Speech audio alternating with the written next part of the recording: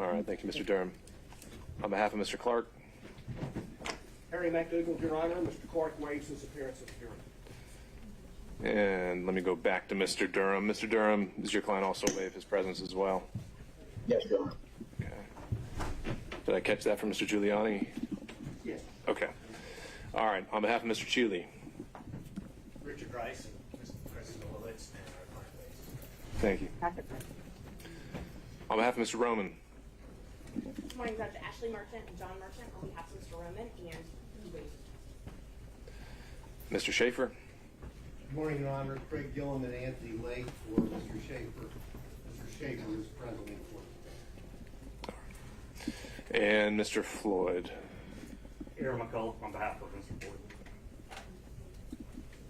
And then we also have Ms. Latham. Good morning, Your Honor. William Cromwell for Ms. Latham. She waives the presence.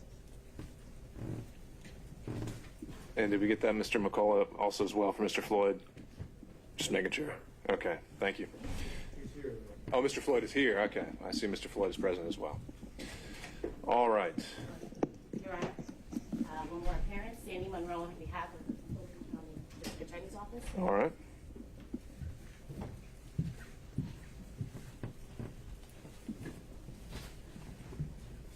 Anyone else present who believes they may need to be on the record or address any issue coming up in the proceeding? Seeing none. Judge, I'm here, Dave Banks. I've been subpoenaed as a witness, but I also represent Christopher Campbell. All right. Thank you, Mr. Banks. Judge Ben will chauffeur for Terrence Bradley. We're under subpoena. We'll be waiting in the hall. All right. And, sir, could we have you spell your name for the record? First name B-I-M-A-L, last name C-H-O-P-R-A.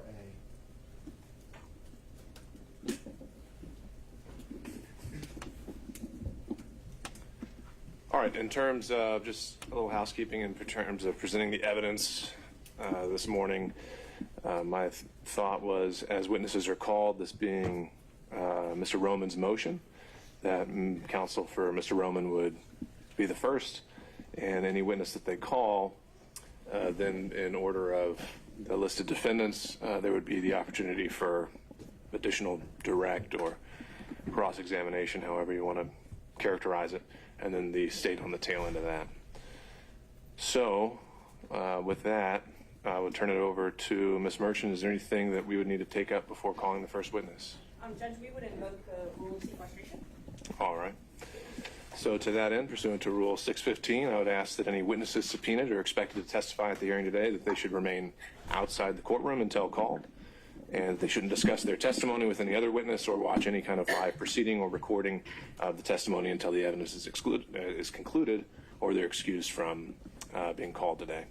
Are there any exceptions to this rule? None from the state. Any from the defense? No, thank you, Judge. Okay, Mr. Abadi. Yes, Your Honor. And prior to starting any testimony, the state would just like to address, I guess, the housekeeping matters in issue to the court as relates to what was represented during the previous hearing as it relates to witness testimony, specifically the testimony of the former law partner of Nathan Wade, that would be Mr. Terrence Bradley, and what the state would like the court to understand and realize is that in preparation for this hearing, in speaking to witnesses and doing the additional research as it relates to the comments that were represented by counsel, specifically counsel for Mr. Roman, Ms. Merchant, that we've been able to determine that the claims that the defendant has asserted and did assert during the last hearing on Monday are not only legally meritless but are factually unsupported by the statements that Ms. Merchant made to the court. What I would say are they're patently false. They are egregious misrepresentations of what is believed that Mr. Bradley would say or even knows. What I would bring to the court's attention in my speaking with the defense counsel for Mr. Bradley, Mr. Chopra, is that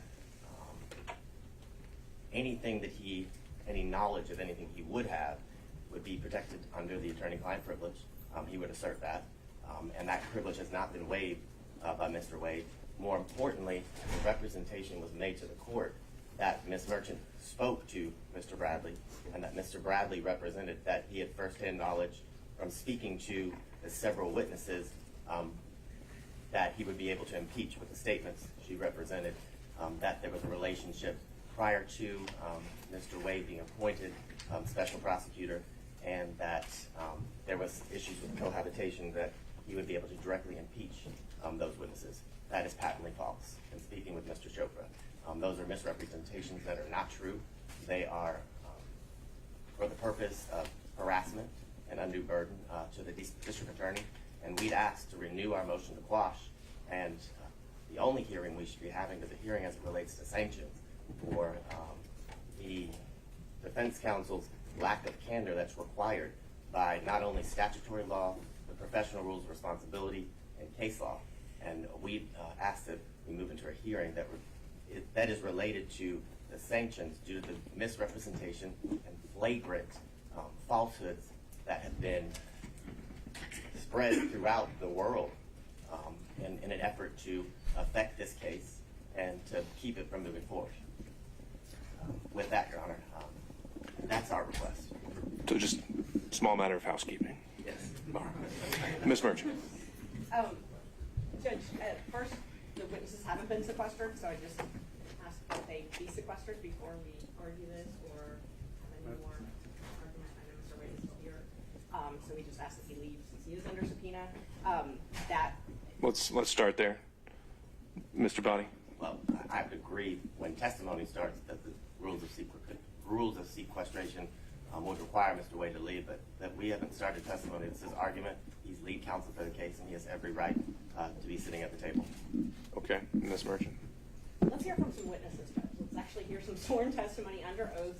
I have made proffers, and it just seems like all we're going to get is objection after objection because the state clearly does not want any witnesses to take a stand, doesn't want the truth to come out in front of the court. This is a very important issue, and we need to have witnesses.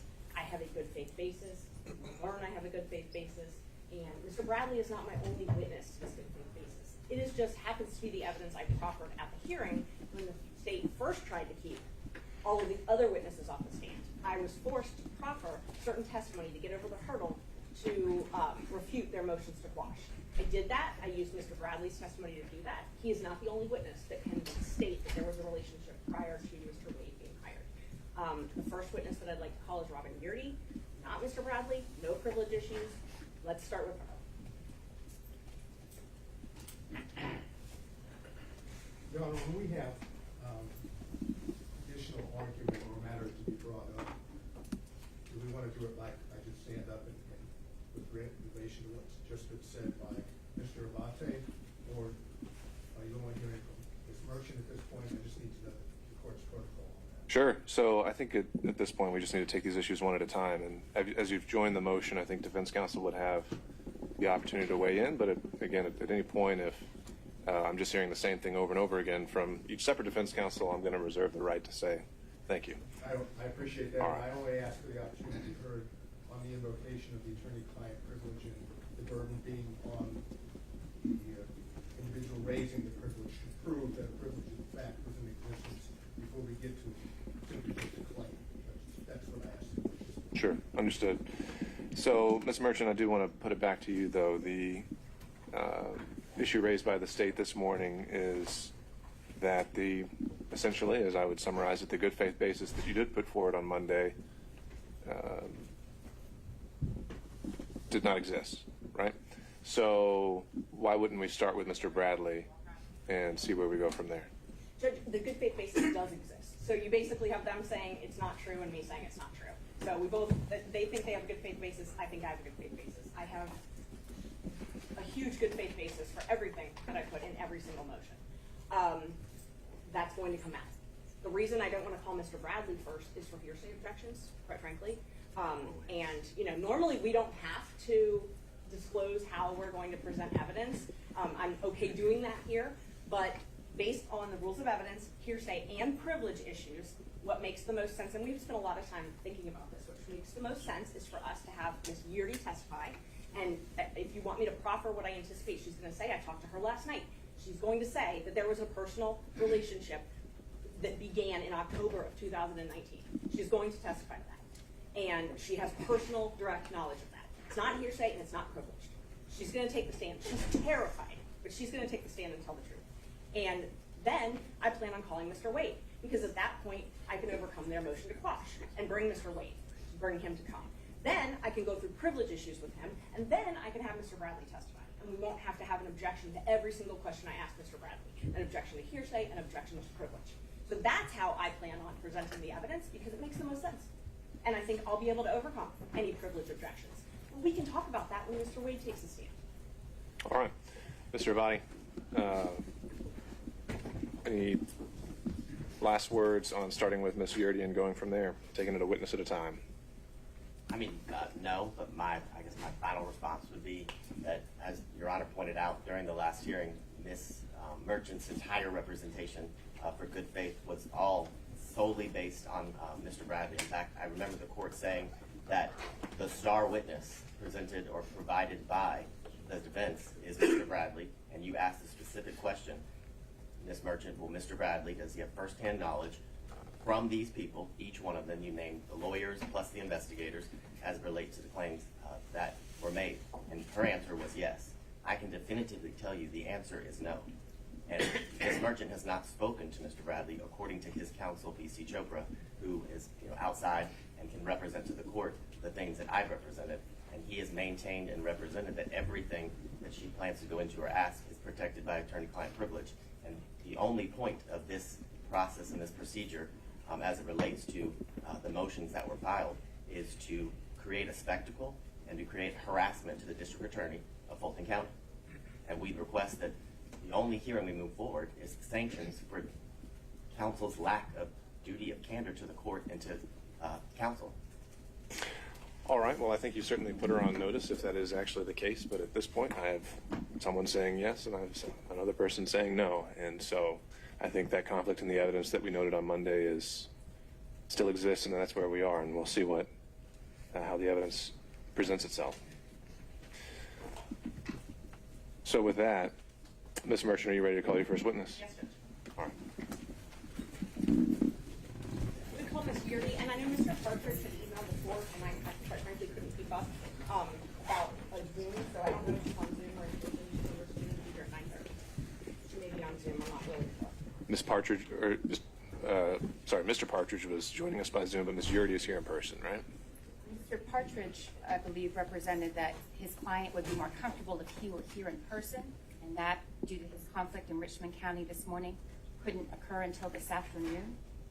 I think that is a reasonable request, but not the state's business. The witness is here. If her attorney is able to join right now, perhaps that can be something that is addressed with Mr. Partridge in the court. But I want to alert the court that that was the representation that the witness would prefer not to go forward without the client present, and that's certainly a reasonable request. Sure. I think the latest I'd seen, though, was that Mr. Partridge was going to be able to join by Zoom. Okay, great. I didn't know that he had that Mr. Partridge had affirmed that, but perhaps that was the email this morning that I missed. Yeah, I don't know either, but the state seems to know that Ms. Yurdi is here, so I guess she's not hearing by Zoom.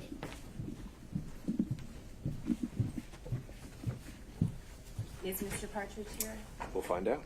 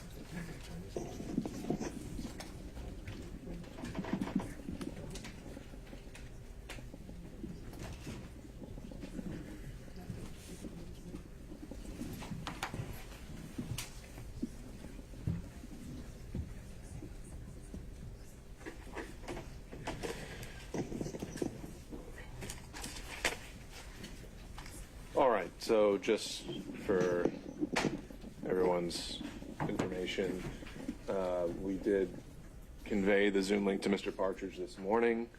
I think the last exchange we'd had is that he can join us by Zoom, and apparently he has elected not to do so.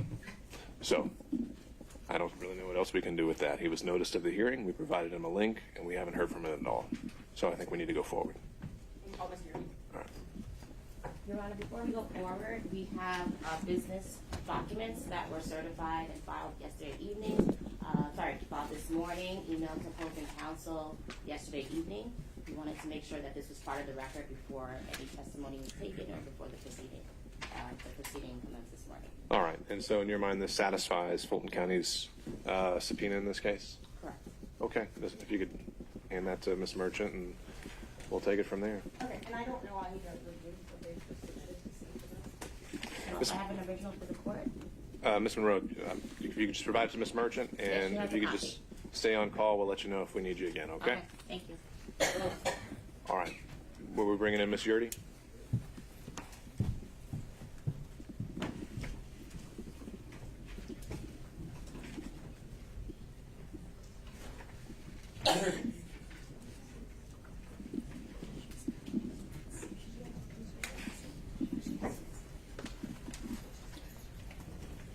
Oh, I'm sorry. I thought the state said that Ms. Yurdy was outside, that they had seen her or something.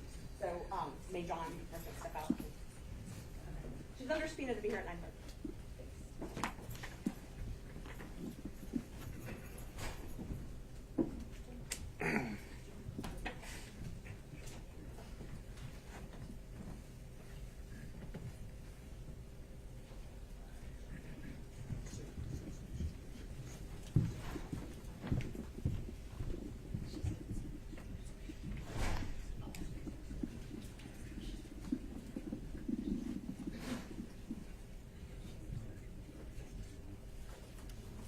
May I text the lawyer?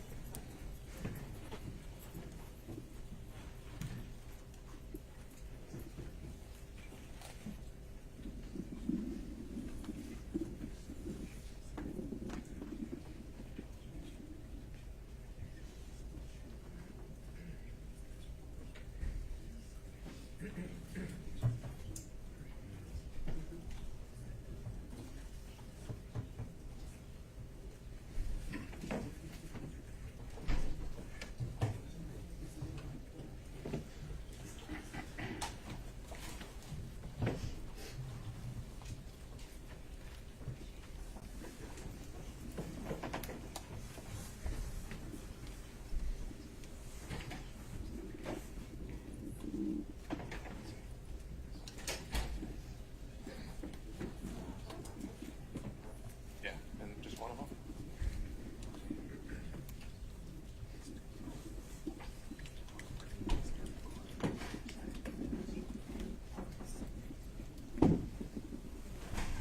What's it?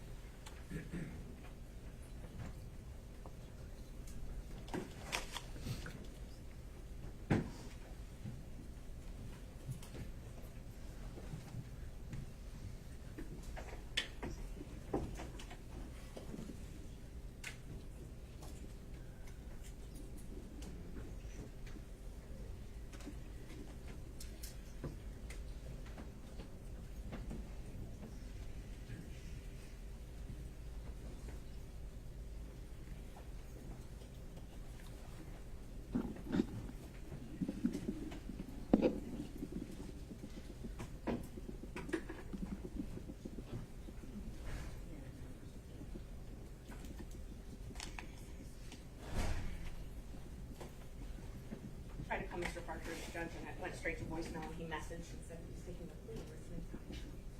All right. Did he say where his client is? All right. And this is the, was this a former or current employee of the DA's office? Okay. And her return's been filed. I know that she did not want to come without her lawyer here, but I said, I instructed them they'd go with her.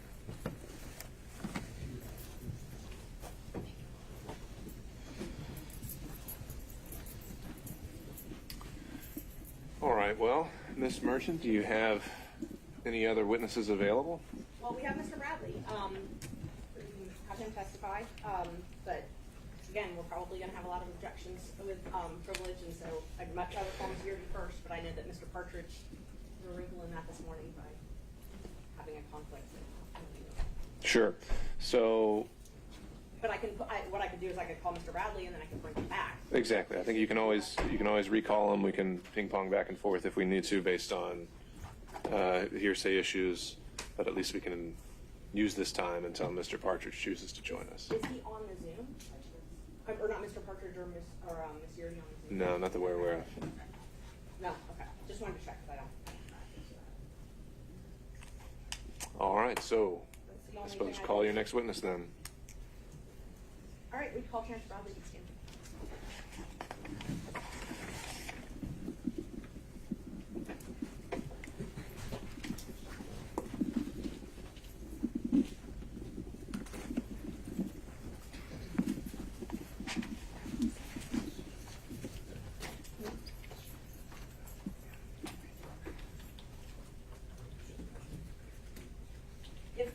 If we don't hear, and I don't want to have the sheriff pick anybody up or anything like that, but if we don't hear from Mr. Partridge within an hour or so, we need to help Ms. Beardy. Understood. Thank you.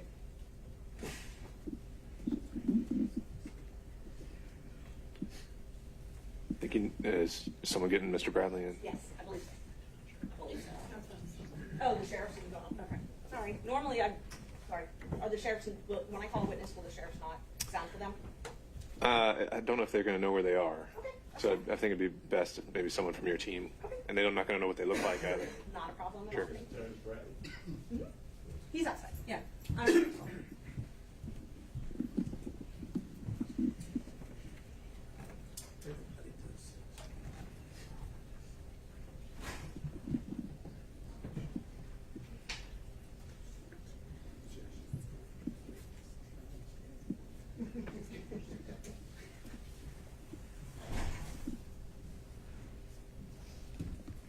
coming, Judge.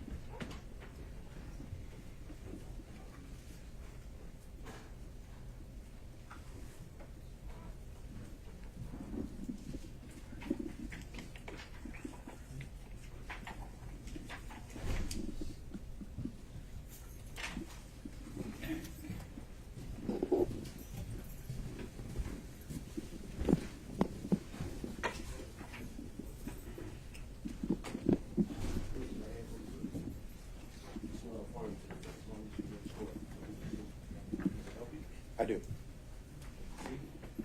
Please state your full name for the court. Terrence Bradley, Terrence Bradley, Bradley. Your Honor, as Mr. Wade's counsel, before we start, we would request to go back to the chambers to talk about attorney-client privilege before we get on the stand. Why does that need to be in camera? Doesn't necessarily, well, there's statements that could be made that could be prejudicial depending on whether they were covered or not, whether he's going to break the. So at the time a question is asked that you think implicates some of those statements, object, and we'll handle it. Yes, sir.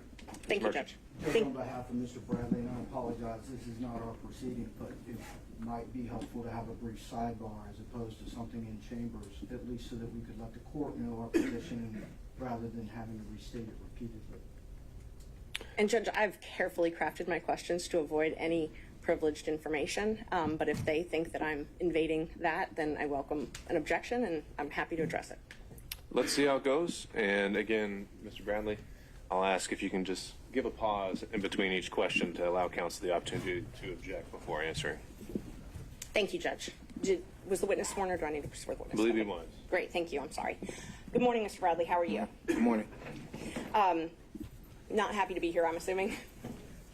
I am not. Okay, I understand. Thank you for being here. Wasn't by choice. Right.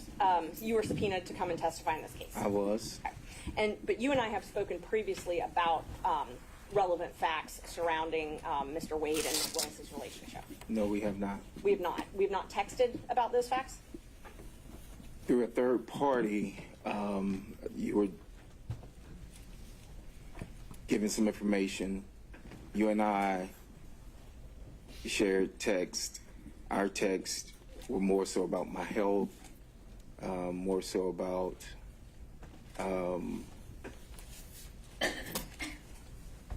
if I was okay with what was going on, that I would not be, whether or not I was going to be subpoenaed or not, and that emphatically I would not have been sitting in this position as being called as a witness. So that's what my text chain show. So no. That we've never talked about Willis and Wade having a relationship? Not directly you and I, no. We talked about my health. Okay. We talked about, as I stated before, other things, but not this, no. Okay. Did you text me about Wade and Willis taking many trips together? I object. Well, Mr. Brown, so- there's been an objection. One, I'm going to object as it relates to attorney-client privilege. Two, I'm going to object because I haven't seen the text message that she's attempting to impeach the witness with. And two, he's made all of his representations is that he's had zero communication as it relates to the issues that Ms. Merchant continues to ask about, and that the only information that she has from him is through a third party, which would be hearsay. Ms. Merchant. Judge, it's not hearsay. We've had these conversations. If I need to take the stand, I will. If I need to put my phone into evidence, I will. So the first objection was to privilege on behalf of the state. Oh, I'm sorry, I did not respond to that. Sure. Thank you, Judge. Privilege is only communications that are made in furtherance of legal advice. There's been no showing that whether or not they took a trip to California or took a trip, or that Mr. Bradley and I talked about that, either in person or by text, that's privilege. I'm not asking for any communications that Mr. Wade might have made to Mr. Bradley in furtherance of any legal advice. All right, and Mr. Abadi, I believe as the one asserting privilege, it would be your burden to show the necessary foundation there. Is that something you want to voir dire the witness on or take up here on this specific question? Well, no, I'd also object to foundation grounds. She has not provided any foundation that he would have any knowledge of what she's requesting he answer. His answers were he had no knowledge, and now she hasn't laid the foundation in order to continue to ask the same question over and over again. Ms. Merchant. Judge, on behalf of Mr. Bradley, we do object. This falls under the privileges afforded under 1.6 of the rules. And the attorney-client privilege is not something that Mr. Bradley can waive. Only Mr. Wade can waive it. regardless of any information or communications being proffered by the claimant, Mr. Wade would have to waive them in order for Mr. Bradley to continue to testify about any of this relationship until it's been established when that privilege should have begun. Sure. And so far, though, I haven't heard anything about a relationship, about an attorney-client relationship, about a privilege ever attaching. And I think that's going to need to be established before we can actually determine the scope of it and whether this falls inside or out of it. So I think either Ms. Merchant can take the lead if she wants to, but my understanding was that generally has to fall on the person who's asserting the privilege. Except for the attorney is not authorized to violate that privilege, or else he has in fact violated the bar rules, which we have an opinion regarding from someone in the State Bar of Georgia. All right. That's why I thought perhaps the sidebar might be important rather than my interjecting. Well, I still want to kind of see how we can go. So, Ms. Merchant, it sounds like you're going to need to lay a little bit more foundation to see whether this actually is going to fall under privilege or not. That's not a problem, Judge. And what I can do, I was just told that Ms. Yerdy's in the waiting room, but I can, if the state wants to read my text, if Mr. Bradley wants to read them to refresh his memory, I have absolutely no problem with that. I have my phone here, and they're welcome to do that. But I'll talk about some other things, and then maybe if they're going to have a lot of objections to privilege and hearsay, what I can do is I can lay a foundation with Mr. Bradley, get him off the stand, put Ms. Yerdy up, and then Mr. Wade, so we can get through the privilege issues. That might make the most sense. Thank you. All right. Let's talk about something not controversial then. When did you and Mr. Wade first meet? Probably 1998. Okay. And did you all have a law firm together? We did. Okay. When did that firm start? Probably, I think it was 2010. We started exclusively working together as a firm, operating as a firm. Okay. And were you all actually incorporated as a firm? Not initially, no. He had, when I passed the bar and I hung the shingle in 2007, I think he had been practicing a few years prior to that. He had his own firm. We had two separate firms. Okay. At some point, did you all incorporate, though, together? We did. Okay. Do you remember about when that was? I do not at this particular moment, no, ma'am. I'm sorry. Okay. Do you remember if it was administratively dissolved? I've been made aware that it's been administratively dissolved. Yes, I left the firm around 2 years ago. When did you leave the firm? August of 2022, I think it was. August of 2022. Okay. Or it was either August or September of 2022. Okay. August, September. Let me make a note. So in October 2019, were you all incorporated as a firm?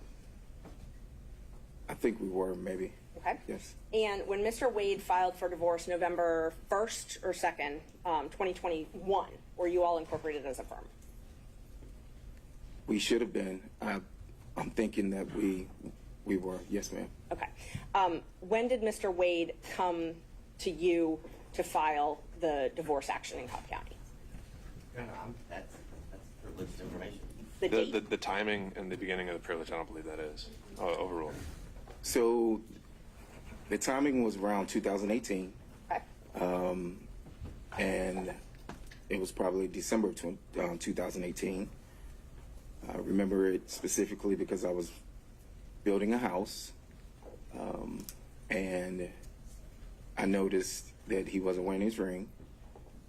I asked him about it. I had invited him to the house because I was having not a housewarming, but people over. And he wasn't wearing his ring. I inquired about it. From there, we discussed what would happen. And we discussed the divorce and what would happen. What would happen with the divorce? What would happen over me representing him for the divorce and when he would want to do it, yes. When did he retain you? Well, my memory would be 2018 okay. when he consulted with me about the divorce and told me what he would like to see done and when he wanted to do it. Do you know when Fani Willis and Nathan Wade met? Specific dates, no. I know it was sometime at a conference. Municipal court conference? Correct. Okay. And October 2019, if it's been represented in the state's pleadings before, that's when they met. Does that sound familiar? If that's what they're saying, then absolutely. I know it was at a conference in 2000. I mean, it was at a conference. If you say it's 2019, I'll take you at your word. Okay. So it was what you're sure of, though, is it was at a municipal courts judges conference Yes. when they were both municipal court judges. Yes. So it's fair to say, since she became district attorney, she was no longer a municipal court judge. So it had to have been before that. That they met? Yes. Yes. And he was teaching a class at that seminar, as far as you know? I'm going to object this to leading at this point. She has no direct. Was he teaching a class at this seminar? To my knowledge, he was. And was Ms. Willis, to your knowledge, attending this seminar? Your Honor, I'm going to object. He has no personal knowledge. He wasn't present at the municipal court training. But they put it in their pleadings. Like, we are going to be here all day. We are going to be here all day. All right. If you can establish that he would have some personal knowledge, then that's a fair question. So if you just need to preface it with that, then that's fine. Thank you. Are you aware of when their romantic relationship began? Your Honor, I'm going to object. That relates to privilege. She says that he began representing Mr. Wade in 2018. He met Ms. Willis in 2019. That's clearly within the bounds of attorney-client privilege. I think there's understood, Mr. Ravati. So I think, Ms. Merchant, you need to qualify that question. Thank you.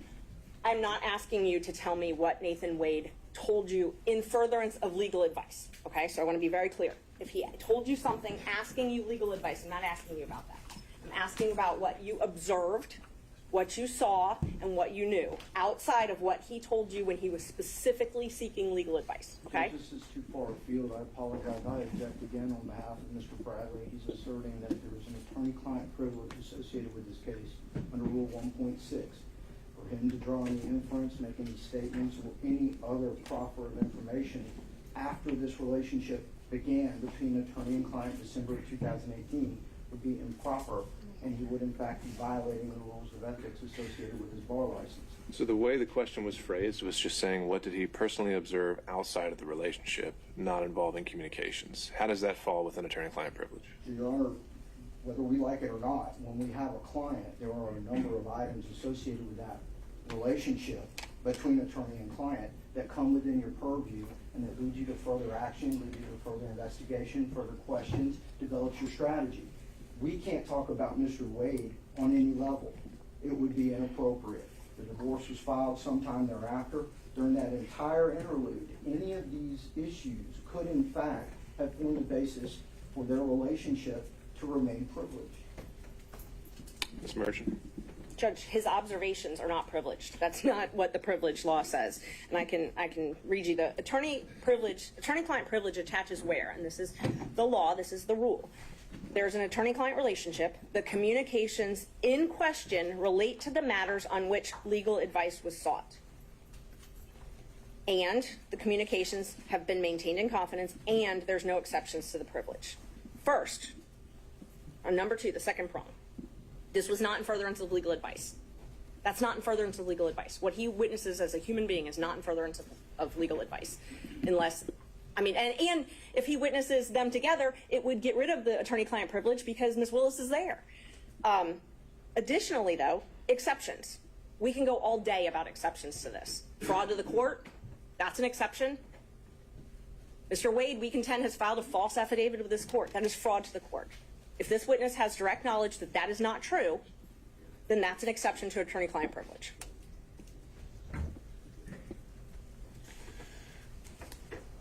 All right. Ms. Merchant, if you could re-ask that question, again, qualifying it as, I think you qualified it as anything that, outside of anything he learned or was told as a result of his representation. Those just any observations he made, which in my mind, as you phrased the question, would have included before December 2018 when this first consultation occurred. I think if you can go step by step, we can handle this. And Judge, I would just ask permission. We gave the state notice under 611 that all of these witnesses do not want to be here. They are adverse witnesses. I understand. Yes, so I'd like to have leeway to be able to cross them. Thank you, Judge. All right, Mr. Bradley. Yes, ma'am. You have knowledge that their relationship began in 2019. I do not have knowledge, but again, I have consulted with the bar as late as yesterday at 4 o'clock. I am not here to...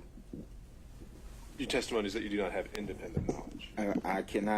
I was advised by the bar that Rule 1.6 of confidentiality applies and that I cannot reveal anything that I saw or learned. And that if the court is asking me to do that, that an immediate certificate of review should be asked. And so I'm not here to misrepresent to the court or to say anything inappropriate or anything. I am here because I also have a law license. And I'm not trying to lose that. And so, Mr. Bradley, can you finish that thought? Is saw or learned just period, without qualification whatsoever? Judge, I'm going to refer to what I was told by the bar, that Rule 1.6 of confidentiality applies, and that I would be asking for an immediate review by the Supreme Court. Sure, but applies to what? Any communications is what the person at the bar told us. Any communications? He did not qualify. If you talk to Mr. Wade, that's covered. Well, Judge, I don't know. He didn't go into those specifics, but this is what was told. I was sitting there with my attorneys, and this was what was told to us, to state that Rule 1.6 applies. And we gave them the scenario, and this is what they told us to do. And this is what I'm doing at this particular point. Judge, and we have no knowledge if the bar was aware of the affidavit that Mr. Wade filed, but that significantly changes the privilege. He waived the privilege when he put that in the affidavit, so that's one of the reasons I wanted to call him as a waiver. He put the relationship in the when the relationship started, and put the relationship in his affidavit. He put a lot of information in that affidavit that would waive certain amounts of privilege. So he disclosed this relationship. So basically what we've got is we've got Mr. Wade being able to say what he wants about this relationship, but then we're not allowed to ask questions to qualify that. So that's not how it works. They either get to admit it or they don't. Either privileged or it's not. We're just talking about a relationship, though. How does that open the floodgates to anything he's ever told an attorney during representation? It doesn't, and I'm not asking him that. I'm asking for his knowledge. They were law partners, and as I go through the questions, I think he has knowledge of things that is not something that Mr. Wade specifically told him. I also think there's a fraud exception to a lot of this, even if there was a privilege, but I don't think there was for most of it. Your Honor, but he's already represented that he has no knowledge about that. I don't think we've actually gotten anything to that extent yet. I think we're still making our way through it, which is, I think he's taking the position that he's not willing to share anything Mr. Wade ever told him, period. Which that's a broader representation of attorney-client privilege than I've ever heard. And I think that's what we're trying to parse out, is if the relationship starts, I've never heard anything that said everything before that point is privileged. Do you have something that I should know? Yes, sir. Apologies, Judge. That's fine. Before that relationship, these questions aren't being established. It was 2018, December.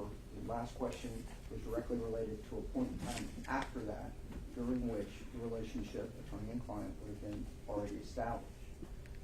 He has an opinion from the State Bar of Georgia. If he's going to be required to testify, he would need ordered by the court on any of these issues. And Judge, I understand how delicate this is. You can phrase it in 1,000 different ways to try to make him say something, but you can't unring a bell that he puts out into the universe where he has violated that privilege. We're going to get to go back 6 months from now and say, oh, well, we shouldn't have said that. It's not acceptable. It violates hundreds of thousands of relationships in this state that we rely on in order for the justice system to function. This is an attorney-client privilege issue. We've done all the diligence we can as far as looking up the relevant laws, the relevant information. We do not have a waiver from the client. The client is present. Whatever. There's no question. Why we're not barreling ahead is because I recognize the privilege. What we have to determine is actually what that privilege, the scope of it, and when it started. And I don't think we've even gotten close to that yet. I apologize, Judge. I thought December 2018, Mr. Bradley testified directly that is when the retainer and the divorce proceedings were beginning. The issues being brought up by the state have to do potentially, if I've been. So we have a starting point. Correct. But does that necessarily foreclose anything from that point onward? If they started talking about something else entirely? Post-divorce, of course not, Your Honor. But during the pendency, it would absolutely curtail that, especially as it has to do with observations, attendance at functions together, or other realizations that Mr. Bradley came into during the pendency of his representation. And to parse it out would put Mr. Bradley in an untenable position because his reputation means everything. Okay, Ms. Sayow. Your Honor, I think we're talking about two aspects of arguably the attorney-client privilege. There's the attorney-client privilege, which is controlled by case law and statute, which deals with communications and furtherance. I don't hear that being the objection. The objection is that there are confidential matters under 1.6, which in some form or fashion mean that once you start a relationship with attorney-client, that everything from that point on is confidential between the two of them. There's no such case law in Georgia that deals with confidential information of that type. Attorney-client, yes. Confidential information, no. And I believe what's being argued by counsel, Mr. Bradley, is that he has received, of course, we don't have anything in writing, but he's received some oral advice that under 1.6, confidential matters cannot be gone into, which is, according to them, everything that occurs between Mr. Bradley and Mr. Wade from 2018 forward.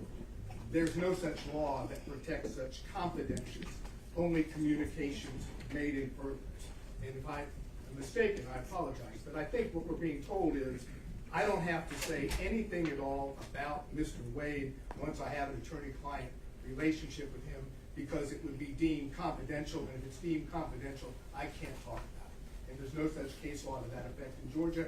There is no bar rule to that effect. The only thing the court has to do is say, are we talking about attorney-client privilege or pure confidences or confidential information?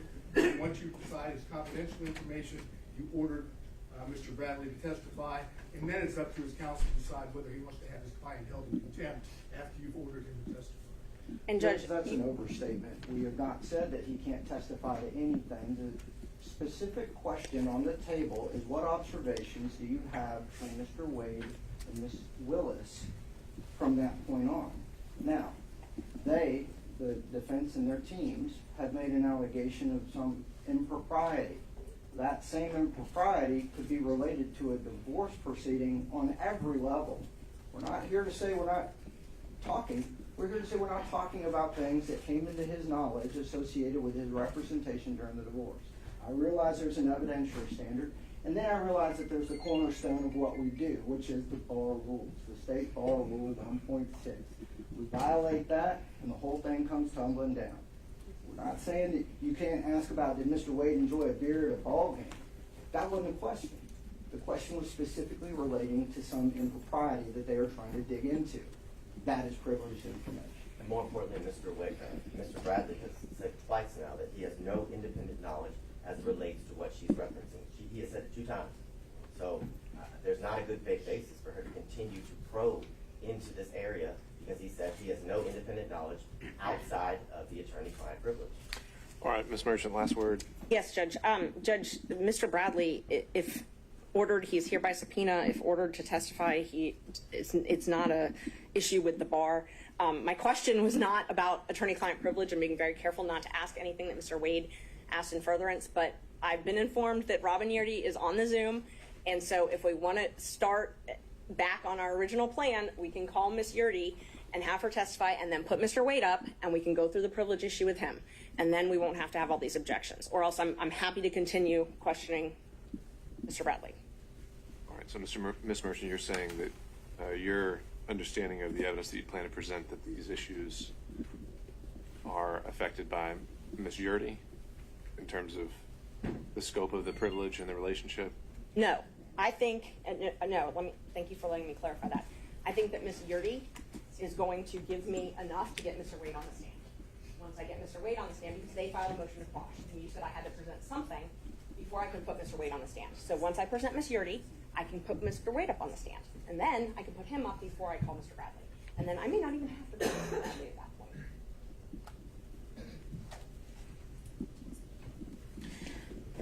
All right. Judge, sorry, who's? I'm on Zoom, Your Honor. Attorney Durante Parker, Judge, on behalf of Ms. Yurdy. Your Honor, when we were here for the motion to quash earlier this week, it's my understanding, as represented by defense counsel, that Mr. Bradley's testimony is, so to speak, the bridge that was built to involve my client, Ms. Yurdy, into this matter altogether. Now it seems as though that is being usurped, and now she is being the quote-unquote foundation for defense counsel's presentation this morning. So we do object to that, Judge, and would renew our motion to quash the subpoena, because this is completely contradictory to what we had via the hearing earlier this week, Your Honor. Judge, may I respond? It's okay, Ms. Merchant. Mr. Partridge, as I recall, that did not apply to your client as much. The original motion to quash that you filed said she had absolutely no knowledge about anything.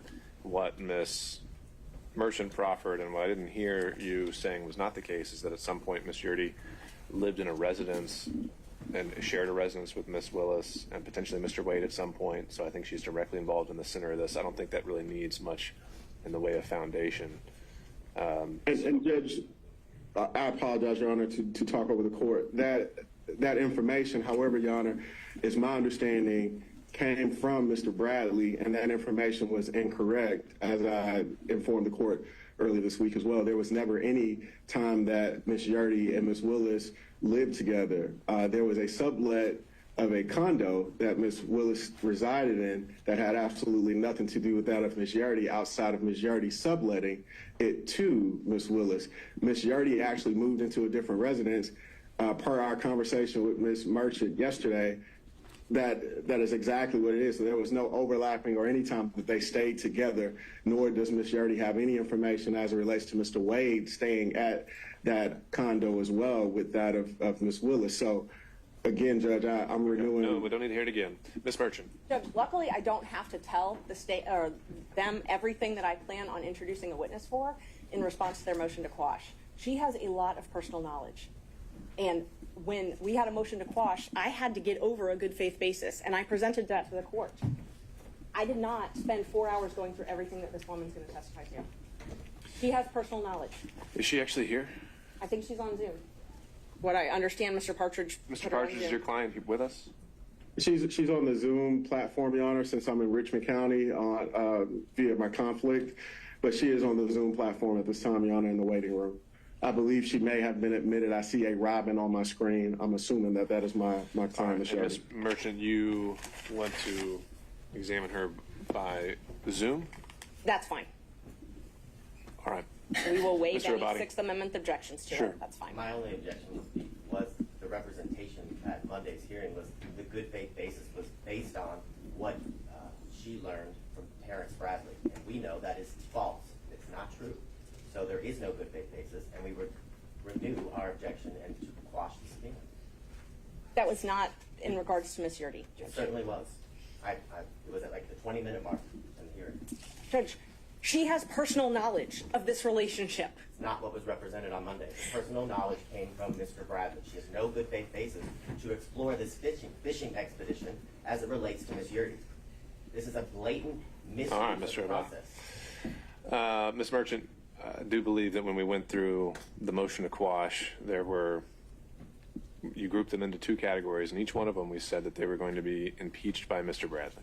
There were, well, we took Ms. Yurdy outside of Fulton County, Judge. So we talked about Fulton County differently than Ms. Yurdy. We took Ms. Yurdy out separately. She was different than Fulton County because there wasn't other issues. And again, so we're arguing a motion to quash. I responded to their argument on the motion to quash. Did I tell them that she's going to testify that she's known Ms. Willis for years and that her middle name is Latrice? No, I didn't tell them everything she's going to testify to. I don't, like, if you wanted me to, I could have, but that has nothing to do. There is a witness that contradicts what they have said in court, and they're doing everything they can to keep her off the stand and keep the truth away from this court. They filed a motion to quash. I showed a good faith basis. If my good faith basis is Mr. Bradley or Ms. Yurdy or texts I've seen, it's still a good faith basis. There's no law that says I have to tell them every single good faith basis I have ahead of time. If we did, we would never have trials. All right, Ms. Merchant.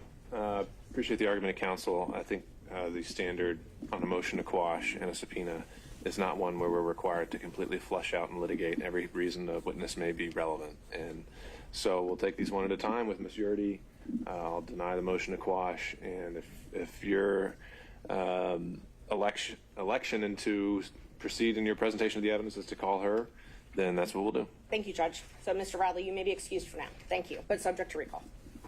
We will call Ms. Yurdy.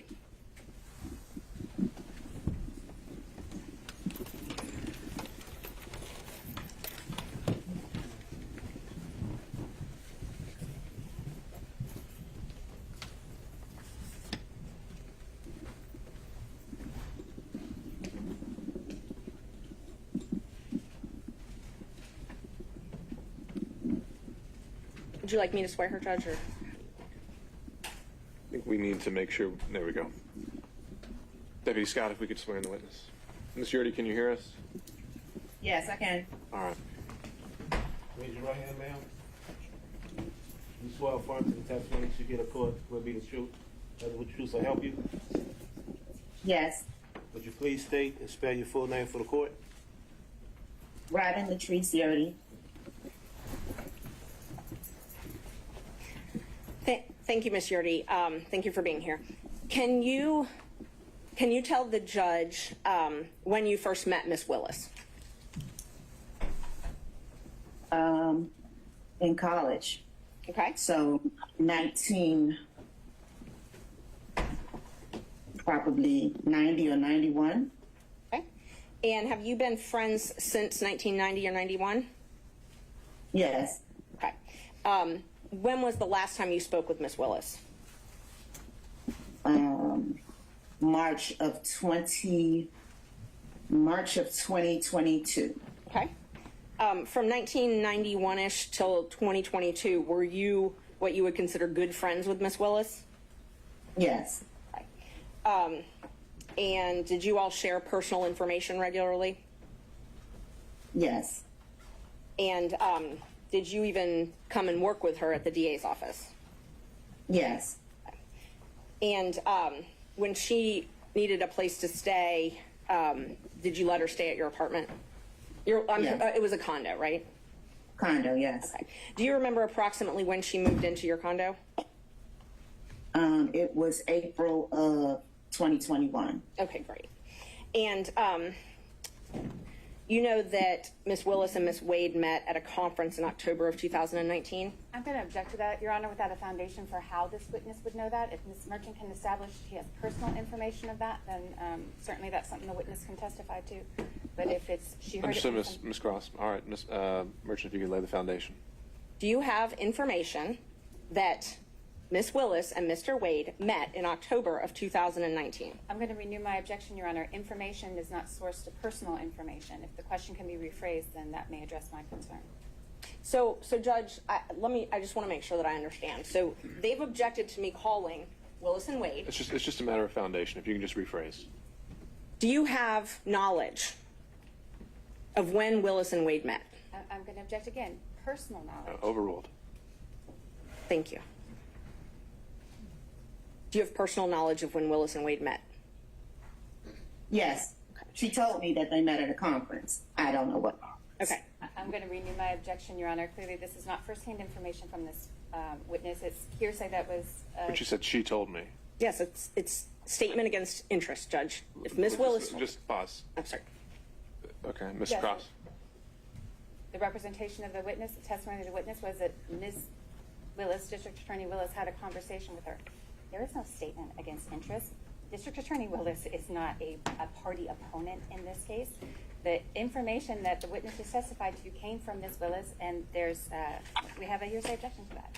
Why wouldn't she be considered a party opponent in this context?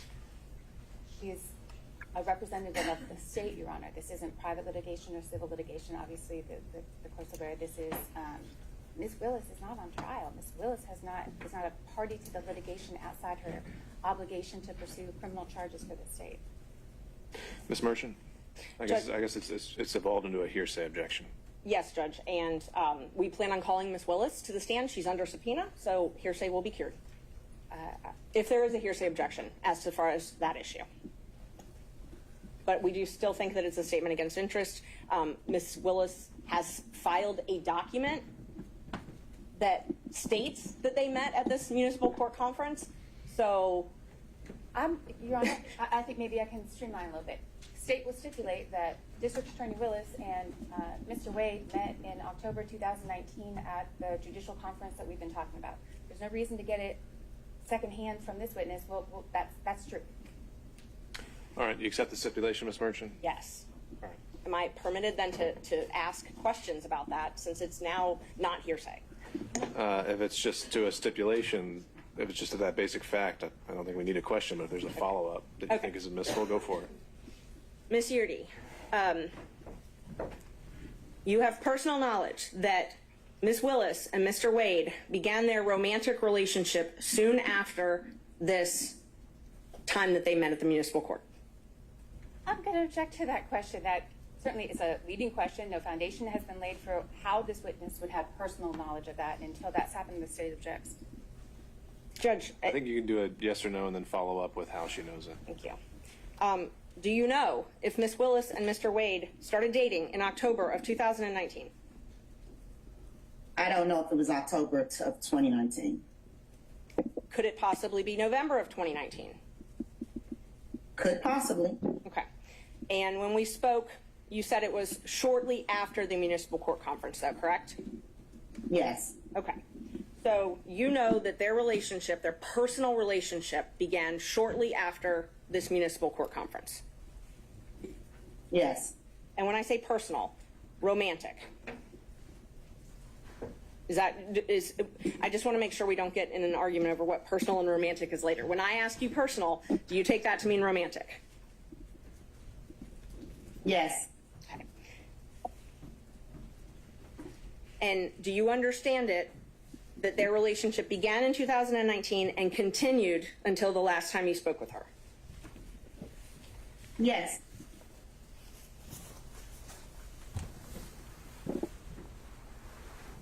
And you were essentially her best friend during this time, right? Not best friend, good friend. Good friend. Okay, close friend. And so would you frequently socialize with her? Yes. And you saw her at work every day?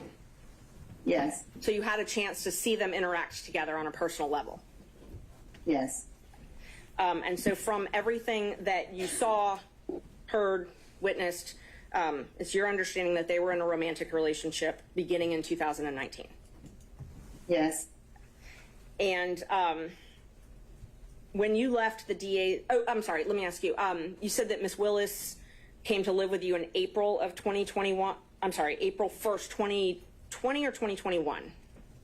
She didn't live with me. I never lived with her. Okay, I'm sorry. She took over your lease in April 1st, 2020, correct? No, 2021. Okay, I had it both ways, so I'm glad you clarified. So when she took over your lease in April 1st, 2021, it's your understanding she moved out of the house that she was sharing with her father and started staying at the condo? Yes. And is it your understanding that that's because she needed to have her own space? Yes. Away from her father? Yes. Okay. When you left the DA's office, was it, were you fired? No, I resigned. You resigned, okay. Just one moment, Judge.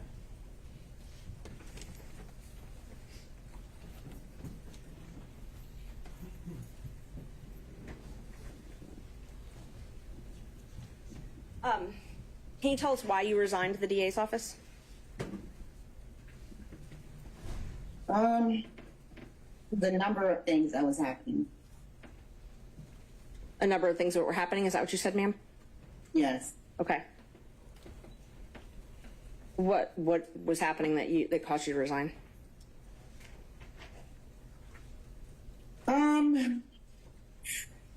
It was a spiral of things. So,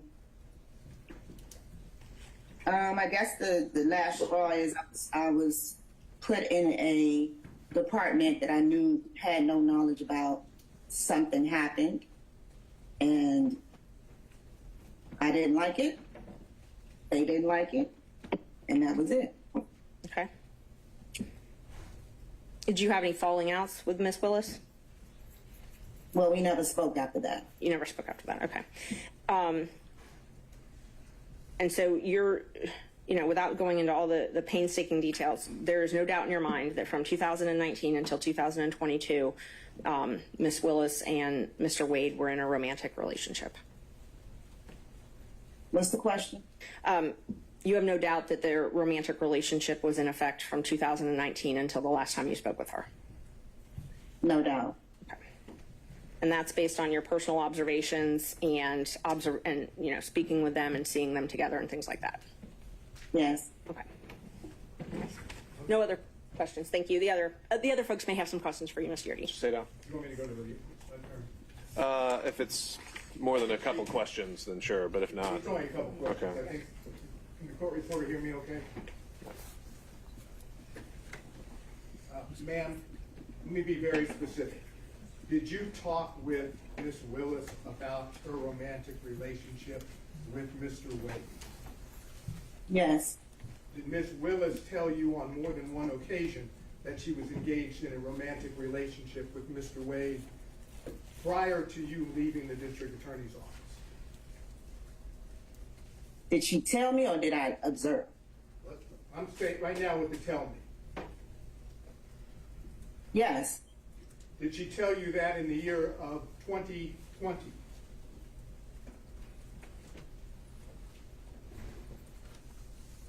Yes. In the year of 2021? Yes. Are you certain that Miss Willis told you about the romantic relationship with Mr. Wade prior to November 1st of 2021? Yes. Now, did you also have observations of Mr. Wade and Miss Willis together prior to November 1st of 2021? Yes. And are those observations, were those in a social setting? Yes. And did you observe them do things that are common among people having a romantic relationship? Yes. Such as, can you give us an example? Hugging, kissing, just affection. All before November 1st of 2021, correct? Yes. That's all I have. Mr. Stocks. Ma'am, did I understand you to say that there was a period of time when you and Miss Willis lived together? No. Mr. Durham. No, nothing from me, Your Honor. Mr. McDougald. Nothing, Your Honor. Mr. Rice. Good morning, Ms. Yurdy. Were you aware in 2021 of any trips, social trips, that Miss Willis and Mr. Wade took together? No. Are you aware of any social trips that Miss Willis and Mr. Wade took together in 2022? No. And are you aware of them in 2020 or 2021 spending the evening together overnight? No. No further questions. Mr. Gillen. No question. Mr. McCullough. And Mr. Cromwell. No questions, Your Honor. Ms. Cross. I do have some questions. Thank you, Your Honor. Ms. Yurdy, we haven't met before. Is that correct? Correct. You're able to see and hear me okay? Yes. All right. I want to start with a couple things. Now, I think you've made it clear that you never lived, and we'll call it the South Fulton address, the South Fulton condo that you were leasing. You never lived at that address with the District Attorney Willis, correct? Correct. And never at any time? Never. All right. You never observed or have any information about District Attorney Wade and District Attorney Willis and Nathan Wade living together, correct? Correct. You don't have any information about that? No, I don't. Anybody said that that information was sourced to you, then that's incorrect. That's incorrect. Did District Attorney Willis pay rent at that establishment, at that condo while she lived there and you were living elsewhere? Yes. Who paid the rent? She did. Nathan Wade ever pay the rent? No. And you never told anyone otherwise? I didn't hear your answer there, Ms. Yerdy. Did you ever tell anyone otherwise? No. All right. So let's talk for a second about your time at the District Attorney's Office. You were disciplined several times in the District Attorney's Office during your employment there, correct? No. You weren't written up ever for poor performance, Ms. Yerdy? Once, not several. One time you were written up for poor performance. Were you counseled several times about your performance in the District Attorney's Office that was subpar? No. Did the District Attorney tell you that your performance was insufficient and that you were going to be fired? No. That never happened? No. Maybe when we went at the end. What's the question? The question, Ms. Yerdy, was did the District Attorney ever counsel you on your poor performance in the District Attorney's Office prior and inform you that you were going to be fired? I don't really know how to answer that. I'm looking for the truth. I don't really know how to answer that. I mean, a situation happened that wasn't my fault, and I either was going to resign or be let go. So. You understood that that was the situation. You could resign or you could be let go. Correct. Yes. You were not welcome to stay. No.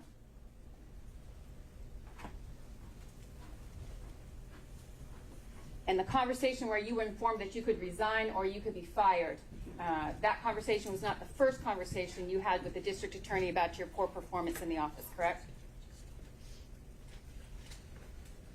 Well, it was kind of a spiral, but no. Yeah, it was. Whatever the situation was. Excuse me. Questions are fine. Understood, Mr. Staino. Ms. Cross. Ms. Yurdy, the circumstances of your leaving the District Attorney's Office ended your friendship with the District Attorney Willis, correct? Yes. Y'all haven't spoken since? No.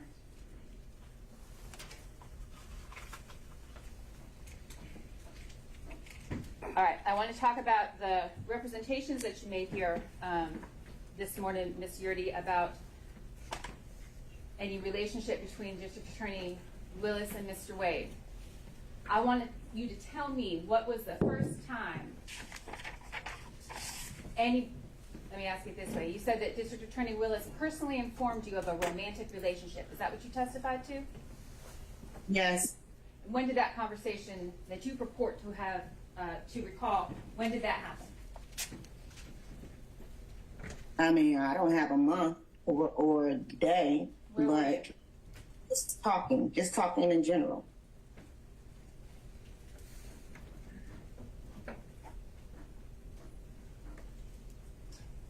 Your Honor, we'd like to keep this witness under subpoena, but that's all the questions I have right now. All right, thank you, Ms. Cross. I redirect, I'm sorry. All right, on those points only. Yes, just those points. The state asked you a lot about when you were let go, when you resigned. Did something happen as far as purchasing that you didn't feel comfortable with, purchasing things through the county for Ms. Willis that caused you to not be comfortable working there anymore? No. And I didn't tell you how to testify here today, though, right? Right. Okay. And everything you've testified to is from your personal knowledge? Yes. Okay. And you've told the truth here today? Yes. Okay. Judge, I believe she's only under my subpoena, and I'm fine releasing her from that subpoena. Oh, I'm sorry. By show of hands from other counsel, starting with Mr. Sadow. Your Honor, I believe the door's been opened now to ask this particular witness about statements that Ms. Willis made to her. She brought it up on cross-examination on a couple of occasions. Did Ms. Willis say this or inform you of that? So I'd like to now ask her questions directly about what Ms. Willis told her about her romantic relationship. I think we'll take those one at a time, question by question, and we can address those to see. I don't know about a complete opening of the door. We'll see where we go. The first time that you spoke to Ms. Willis about her relationship, romantic relationship with Mr. Wade, do you happen to remember what Ms. Willis said? In essence, not word for word, but in essence what she said. No. Do you remember the first time she told you, and whatever words were used, that there was a romantic relationship? No. Is this the kind of conversation that you had with your best friend, ongoing over a period of time in which it was common knowledge to you that there was an ongoing relationship between Ms. Willis and Mr. Wade? What's the question? Yeah, I'll ask it again. Is the nature of your then relationship with Ms. Willis such that you were having these ongoing conversations, that is, best friend type conversations about her relationship with Mr. Wade? I don't remember. Without getting any further in too much detail, is there any doubt at all that Mr. Wade and Ms. Willis had a romantic relationship, as was told to you, prior to November of 2020? She was already asked that question by Ms. Merchant. I just didn't know whether that needed to be. She said no doubt. No doubt. All right. Any other defense counsel by show of hands? Seeing none. Last recross from Ms. Cross. Anything else? Not at this time, Your Honor, but we've asked the witness remain under subpoena and subject to recall. Judge, she's under my subpoena, and I'm releasing her from my subpoena. So if they want to subpoena her, they're welcome to do that. Ms. Cross. I would prefer that the court keep her under subpoena. I think, Sure. Given the representation of Ms. Merchant, given how she intends to proceed today, that this witness may need to be recalled. All right, understood. In the interest and knowing that we may have to bring witnesses back and forth, I think it's in the interest of effective presentation of the evidence here. Ms. Yurdy, you are still going to remain under the auspices of your subpoena, and so please stay in touch with your attorney. We may need you to rejoin us on Zoom at some point today or tomorrow. Understood? Okay. All right, don't discuss your testimony with any other potential witnesses, all right? All right. All right, you can log off. And Judge, I'd ask, just can Mr. Partridge stay on for just one moment? For what reason? The state had made some allegations that I misrepresented some things to the court, and I'd just like the opportunity to clear that up, that Mr. Partridge is the one that told me that they lived together for a month. They've called me everything but a liar today, and so I just think that it's appropriate for everyone to know where that information came from. All right, Ms. Merchant, I think you've made your position clear. I don't think we need to get sidetracked on that. All right, Ms. Merchant, you can call your next witness. Thank you. We call Mr. Wade. Judge, may I be excused as well, please? All right, take care, Mr. Partridge. We call Judge. Mr. Wade. All right. Ms. Cross. Your Honor, the motion to quash Mr. Wade's subpoena was held in abeyance, waiting for the representation. I believe that the good faith basis that Ms. Merchant represented on Monday, I think that's clearly not accurate. Understand the testimony that's now in the record. Mr. Wade is available, but we maintain that at this time the motion to quash probably should be granted, to understand the court's ruling. Well, Ms. Cross, I'll say yes. On Monday, it did seem like the focus was that Mr. Bradley would be the hook that makes every witness potentially relevant. And we really haven't been able to explore that on the privilege issues that we'll likely have to tackle again later. But for now, the evidence in front of the court at the moment is that we have a witness who has said this relationship may have predated the affidavit that Mr. Wade filed. I don't see a way around the relevance of his testimony.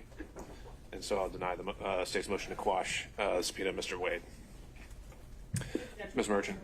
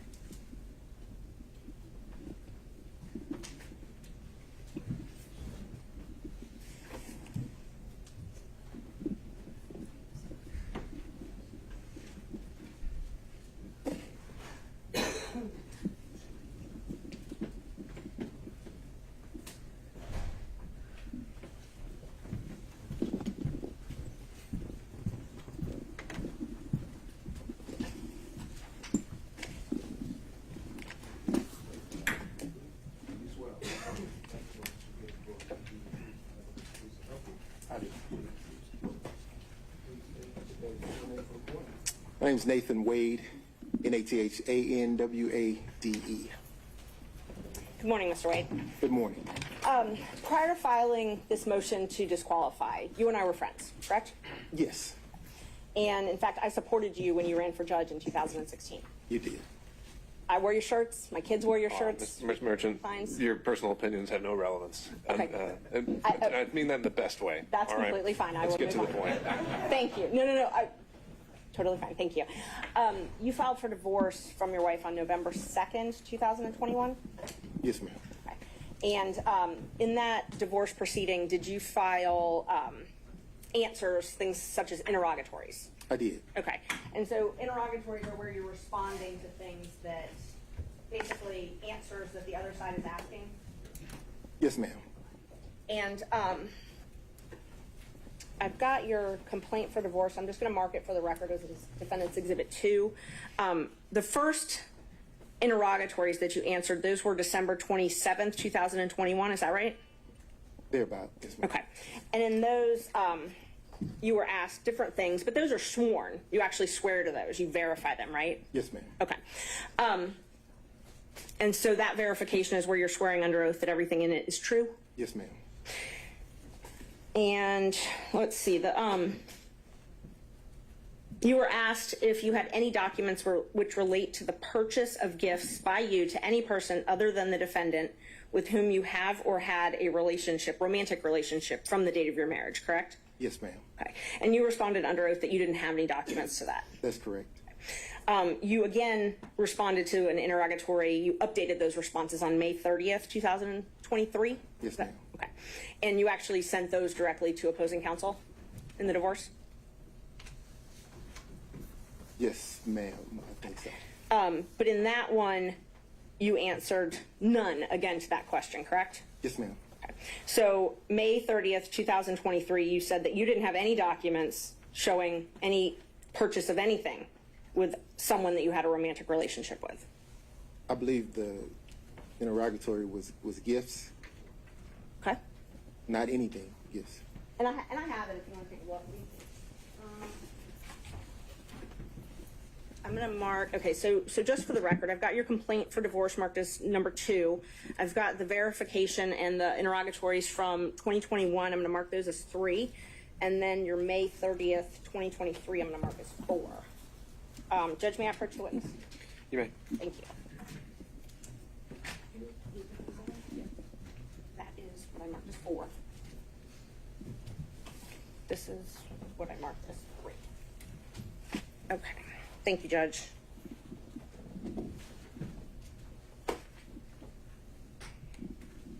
All right. If you would take a look at what I marked as 2, 3, and 4. Just see if you recognize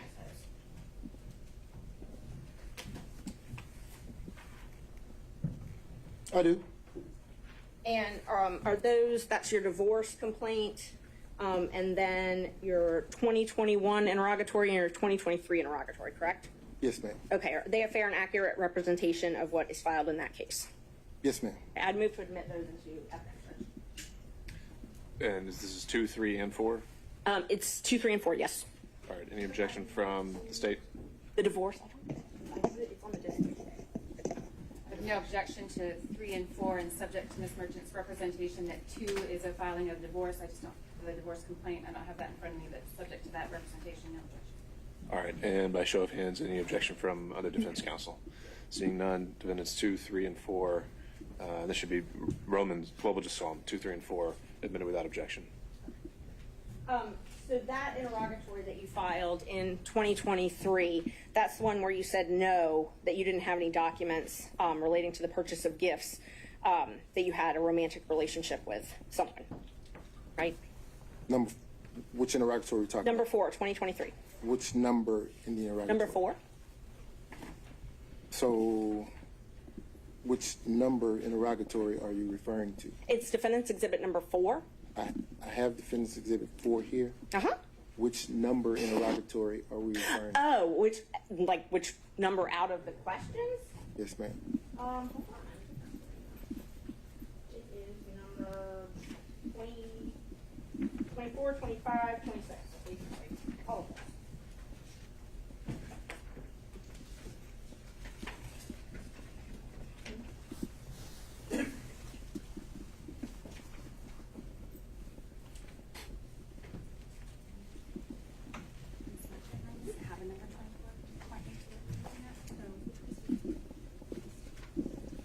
all of this.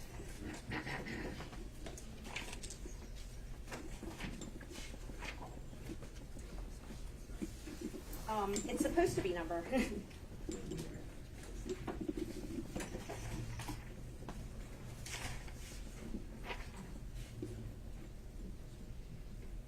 I guess they're all numbered 1, so number 1 again, and then the third number 1. You didn't put page numbers on.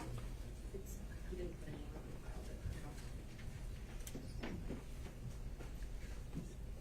on. I don't know how to tell you what number 1, because when you responded, you put number 1 on all of them. Can you So just point to it?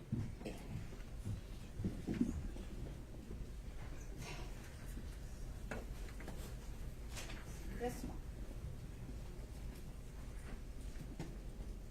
This one, I'm talking about this number 1, where it's attached. There's 2 number 1s that are attached. Okay. And there's no page number, but it is the second page. All right. They're asking if you have any receipts for restaurants, hotels, bars, things like that. The first number 1? I believe it's the second number 1. The second number 1?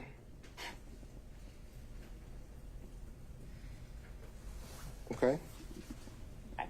So it asks you if you have any receipts for things like restaurants, bars, hotels, things like that, where you accompanied a member of the other sex romantic partner. Correct? It says identify any and all occasions. Okay. And so it says to identify any and all occasions where you entertained a member of the other sex, okay, who's not related to blood, and including dining, drinking, restaurants, bars, pubs, hotels, all of that. Okay. And what was your answer to that?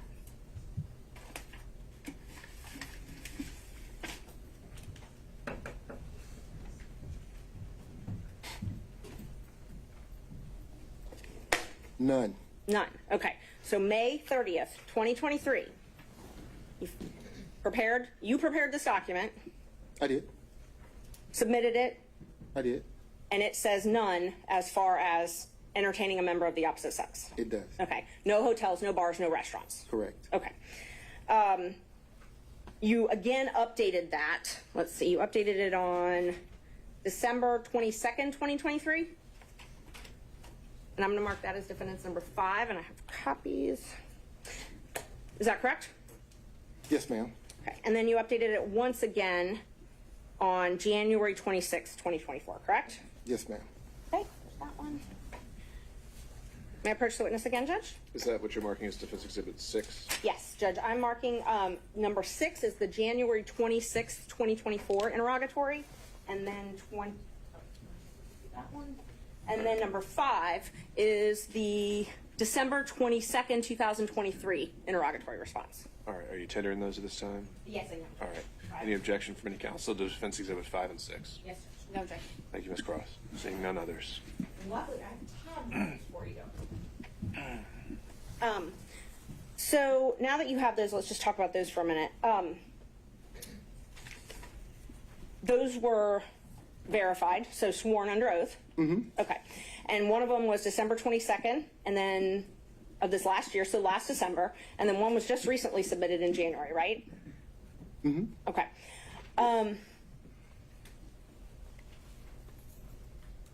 In May 10th, 2023, Judge Thompson heard a motion to compel in your divorce case as well, correct? Yes. Okay. And you were actually held in willful contempt. I'm going to object to the relevance of Merchant.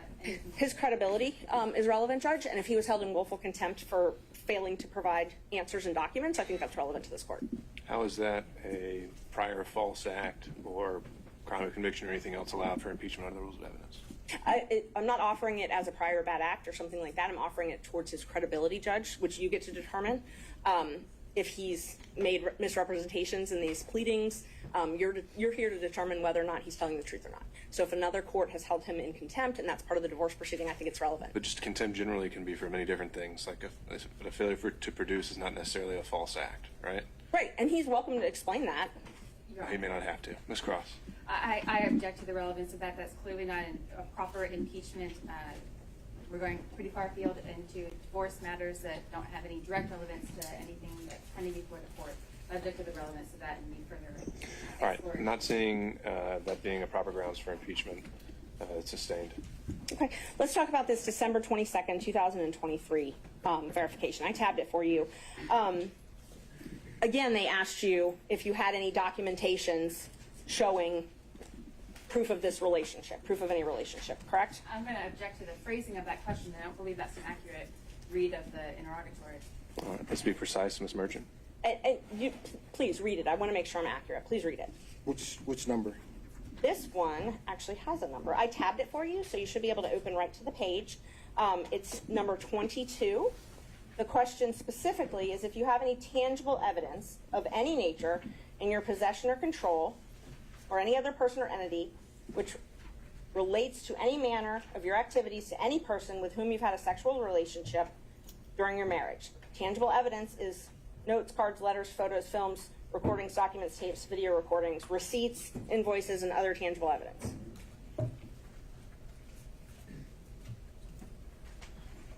Yes. Okay. And you answered that you did not have any documents to that effect, correct? Correct. And that was on December 22nd, 2023? Yes, ma'am. You updated those responses again after the motion to disqualify was filed, though, correct? When was the motion filed? January 8th, 2024, when I filed the motion to disqualify you and alleged that you had a romantic relationship with Ms. Willis. Yes, ma'am. After that, you updated these responses, correct? Yes, ma'am. And so your new responses, you now changed your answer from that you didn't have any of this to you're asserting the privilege under 24-5-505, correct? Yes, ma'am. Okay. And both of these are under oath. Yes, ma'am. You also updated your response to the question about spending time with someone other than your spouse for dinner, drinks, things at restaurants, bars, hotels, or the other person's home, correct? Yes, ma'am. So in December of 2023, you said no to all that, and then in January, after I filed my motion, you said privilege to all that, Fifth Amendment privilege. Yes, ma'am. Okay. And now, just to be clear, was it? Sorry, I'm going to object the characterization of Fifth Amendment privilege. I think it was a statutory privilege, and that's quite different. That's what I was just about to ask him. So that privilege covers infamy or Fifth Amendment privilege, correct? So it was a privacy privilege is what I updated my response to do. Once you filed your motion to intervene in my divorce action, I then figured that you were in talks with my former wife's divorce lawyer. Okay. And because of that, I asserted a privacy privilege because I didn't want the proceedings of my divorce to bleed over into the proceedings in this case, which is the case that obviously you're involved in. So your answers in December of 2023 that you didn't have any documents about any travel that you took with Ms. Willis, that wasn't true though, correct? They didn't ask me about any documents regarding Ms. Willis. A romantic partner. They asked you for documents regarding a romantic partner. So I'm sorry, I inserted Ms. Willis's name. Let me rephrase the question. They asked you for documents about travel with a romantic partner in December 2023. And you under oath said you did not have any of those, correct? I did not. Okay. And they asked me about gifts. Right. I've never purchased a gift for Ms. Willis. And they asked you about receipts for dinner, receipts for drinks, hotels, bars, and restaurants. And you said you did not have any of those. I did not and do not have any receipts for any of those things. Okay. And part of the civil discovery, they say that even if you don't have it in your pocket, if it's within your purview, you got to get it and give it to them, correct? Your Honor, I'm going to object again to the relevance of the questions about the scope of civil discovery. I think she's asked him about statements he made in pleadings. The answers are already in the record. And all right, to the extent you're trying to establish a prior mistruth, Ms. Merchant, I'll allow you to ask a few more follow-ups, but if it's not there, we have to move on. Thank you. So in 2023, December, you said you didn't have any receipts. I do not have any receipts. I did not have any receipts. But you did travel with Miss Willis in 2023, correct? I did. And you traveled with her in 2022, correct?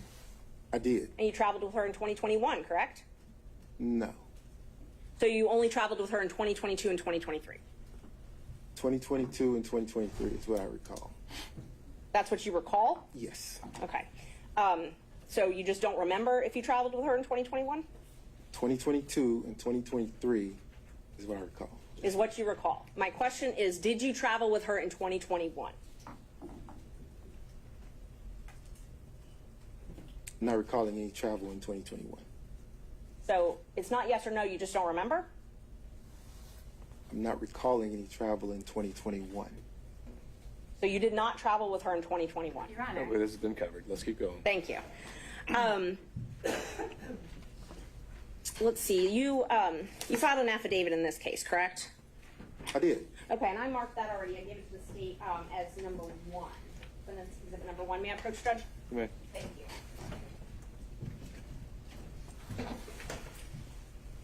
In that affidavit, you swore under oath, correct?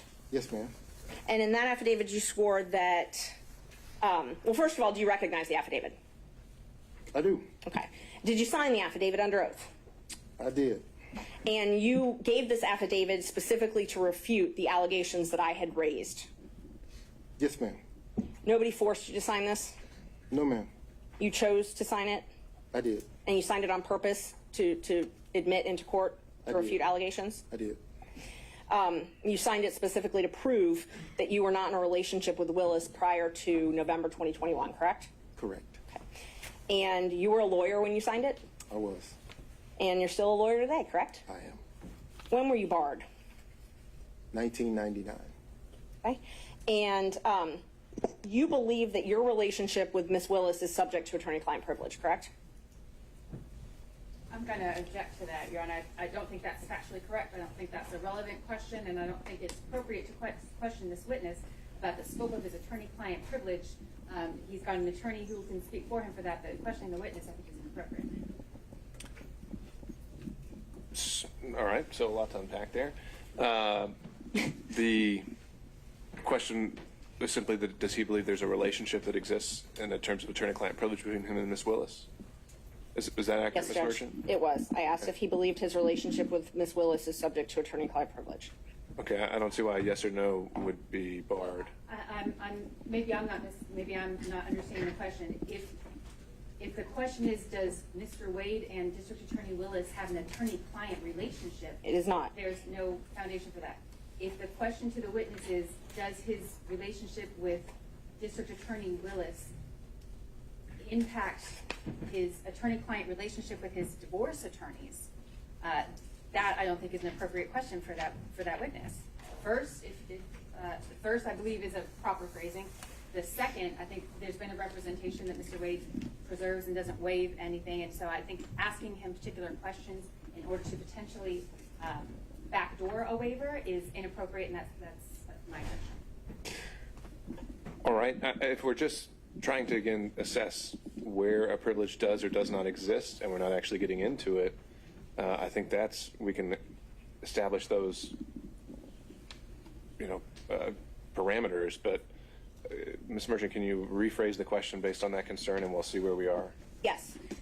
Do you believe, that your relationship with Miss Willis is subject to an attorney-client privilege? Not if you and Miss Willis have one, but do you believe that that relationship is subject to one? I'm going to object to that question as it's phrased. In what context?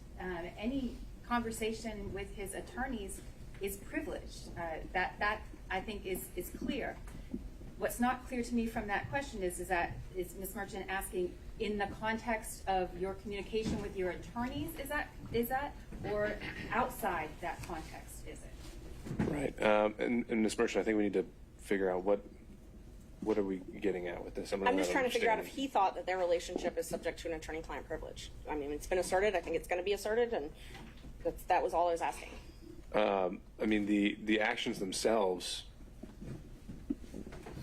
wouldn't be at issue. It's more communications. someone saw them, someone had knowledge of it. Is that attorney-client privilege? I want to All right, well, I guess I would find his legal opinion on this isn't relevant. We can deal with that as it comes up. So, sustained. In 2022, in this affidavit, you swore that you and Willis developed a personal relationship. Yes, ma'am. Okay. And you said that didn't develop until 2022, correct? That's correct. Okay. And that's different from what you said in your pleading in May 2023 in the divorce case, correct? No, ma'am. In May 2023, when you were asked if you had if you'd had any affairs, essentially, and you said none. That's correct. Okay. So in May, you said you had not, in May 2023 in the divorce case, you said you had not had a personal relationship, an affair, a romantic relationship with anyone. That's correct. But you told this court in the affidavit that you did have one that started in 2022. So that would have been ongoing at 2023. So here I think there's a distinction, if you'd allow me to explain. Please. The interrogatory asked the question during the course of your marriage. Or to date. It actually says. I'm going to request that the witness be permitted to answer. Mr. Wade. So my marriage was irretrievably broken in 2015, ma'am, by agreement. My wife and I agreed that once she had the affair in 2015 that we'd get a divorce. We didn't get a divorce immediately because my children were still in school and I refused to allow them to grow up without their father at the time. So we waited. We waited until the youngest graduated and we dropped her off at college and then filed for the divorce.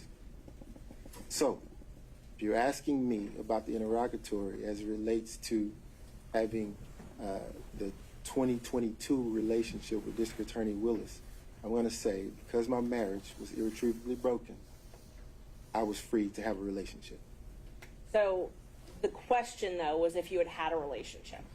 And in 2023, you said you did not. And that is different than what you said in this affidavit, correct? No, ma'am.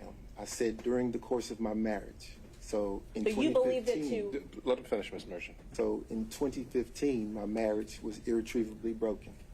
So I did not have a relationship with anyone during the course of my marriage. And in that interrogatory, they asked you if you had any receipts for travel with someone of the other sex up until the time you were answering it. Is that correct? Yes, ma'am. And you said that you didn't. You've already testified to that earlier. But in this affidavit, you said you swore that you had travel expenses and shared expenses on travel with Ms. Willis. Again, during the course of my marriage, I had no relationship or receipts. I'm not asking about during the course of your marriage. Your Honor, I'm going to ask the witness to be allowed to answer the question. Continue. I have no problem with him answering. Okay. As it relates to receipts today, I don't have any receipts, ma'am. So you don't have any travel receipts available to you for any travel that you did with Ms. Willis? I don't have any receipts, no, ma'am. No receipts that, so you used your business credit card for these trips, correct? I use my business credit card for everything. Okay, yes. You used it for your kids' tuition. Yes, ma'am. You used it for personal travel with Ms. Willis. Yes, ma'am. And you have receipts from those business credit cards that you have to file with your taxes, correct? No, ma'am.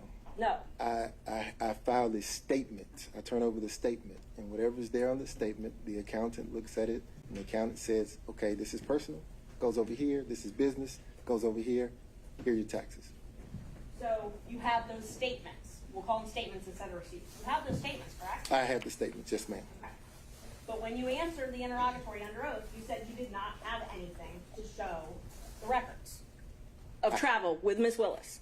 I answered the question. I had no receipts, ma'am. You had no receipts, but you had statements. I ordered the statement, yes, ma'am. You did order the statement. I did. Okay. And so we're just talking to semantics between invoice and statements, or receipt, I'm sorry. I'm going to object, Your Honor, to the argumentative tone of the question. I believe it's been asked and answered several times. All right, sustain. Let's see. You also in this affidavit said that no funds paid to you for compensation as your role as special counsel was shared with Willis, correct? That's correct. Okay.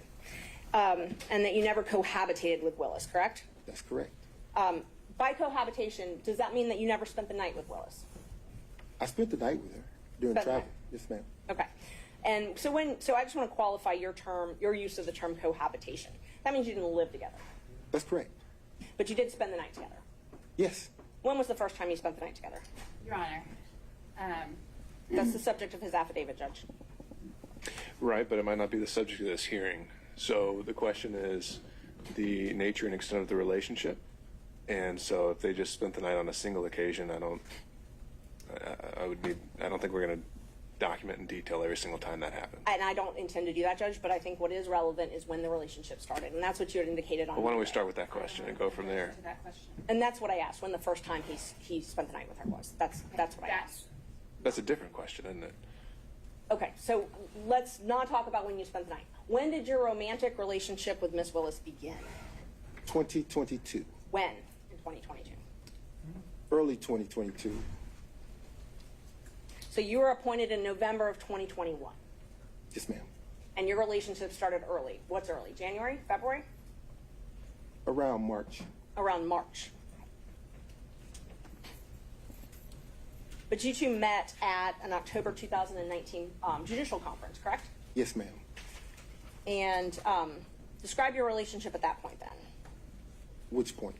2019. So I was at a judicial conference to teach a course, if you will, to newer judges. I did that in 2019. As I was exiting the conference, another judge was standing outside who was a friend of mine. I stopped and exchanged pleasantries with her. And standing, talking to her at the time was then Judge Willis. She introduced us at that time. We shook hands, exchanged business cards, and I got into my vehicle and left the conference. So that meeting was probably 3 minutes. Okay. When was the next time you talked to her? Didn't talk to her again probably maybe a month or a month and a half had gone by. Okay. So you talked to her November maybe? Maybe. On the phone? On the phone. Okay. How regularly did you speak with her in 2021 on the phone? In 2021? I'm sorry, 2019. I'm so sorry. 2019. How frequently did you speak with her on the phone? 2019, after the meeting, I probably talked to her 2 or 3 times. She would have questions. I was the district rep for the particular district that I sat in. Okay. And the judges would, when they would have questions, they sometimes would go to the rep. So she was outside of my district, but she would call me. She felt comfortable calling me to ask me the questions. I don't know if you know the racial makeup of certain benches, but it wasn't very diverse. So she felt comfortable calling me for advice. And she did that. And we had also in common that she was starting a private law practice at the time, and I'd already had mine up and going, and we talked about balancing the demands of the bench with that private practice. So we didn't talk that often, but when she had questions of mostly legal issues that would come up, she would call me. I just want to make sure, because my question was just how many times, and you said 2 to 3 times, right? Okay. And in 2022, how frequently did you speak in 2022? This is before you were appointed. I'm sorry, perhaps Ms. Merchant's your timeline, 2022? I'm sorry, 2020. 2020. How frequently did you speak in 2020? 2020, it was more frequent than 19, obviously, but More frequent. Can you tell me approximately a month how often you think you spoke with her on the phone? Your Honor, I'm going to object to the granular detail. I think Mr. Mr. Wade can certainly answer however he wants to, but if we're going to go through every time they spoke on the phone as opposed to generally characterizing the relationship, it would be more detailed than is necessary. Judge, I'm not going to go through every time they spoke on the phone. I'm asking for generally how frequently they spoke. I think at that level, that's fine. Thank Overall. you. About how frequently did you speak in 2020? Per month? I mean, if it was 2 or 3 times that entire year, you can tell me that. If Oh, no, it was no. more than that, then you can quantify it by month. No. We spoke on the telephone often. I mean, I don't know how many. I couldn't give you a amount of time because you remember COVID happened and the world was shut down. But so we spoke on the phone more than 2019, definitely. Okay, let's qualify it. Before her election in 2020, how frequently did you speak? You mean as she was campaigning? Before the election. Yes, as she was campaigning, before she was elected. It's 2 different animals. As she was campaigning before she was elected. Okay, so during the course of her campaign, we didn't talk as much, obviously, because she was busy. Fulton County is a large jurisdiction to cover. So we didn't talk a whole lot, but she did know that I'd gone through the election process. So when things would come up that she had questions about, she would call me and ask me. So and just to be fair, sometimes it would I'm only Ms. Merchant. Judge, actually, he's not asked and answered. And I mean, I don't mind him explaining, but I just wanted to know how many times. I mean, if we talk about every conversation they talked about, You gotta let him finish his sentence, and then if you need to redirect him or have me direct him, I can. Mr. Wade, you can continue. Yes, sir. So sometimes it would be like a 3-second call. She would go, during your election, have you ever seen this? And I would say, no, but here's what I would do. And we'd hang up.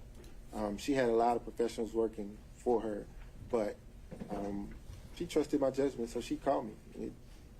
It'd be a brief conversation, but she called. so my question was, how frequently did you speak with her prior to her election? Frequently? Infrequently? More than 2019, but it wasn't a everyday thing, no.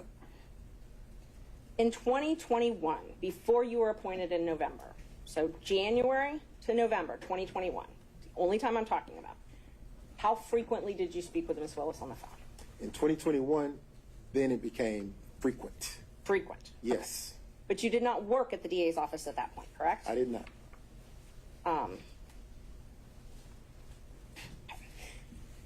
So the affidavit that you submitted, you showed on it, you submitted one record that showed that Ms. Willis had paid a couple $100s for one flight, correct? Say again? The affidavit that you submitted to this court showed that Ms. Willis had paid for one flight several $100s. Is that correct? No, ma'am.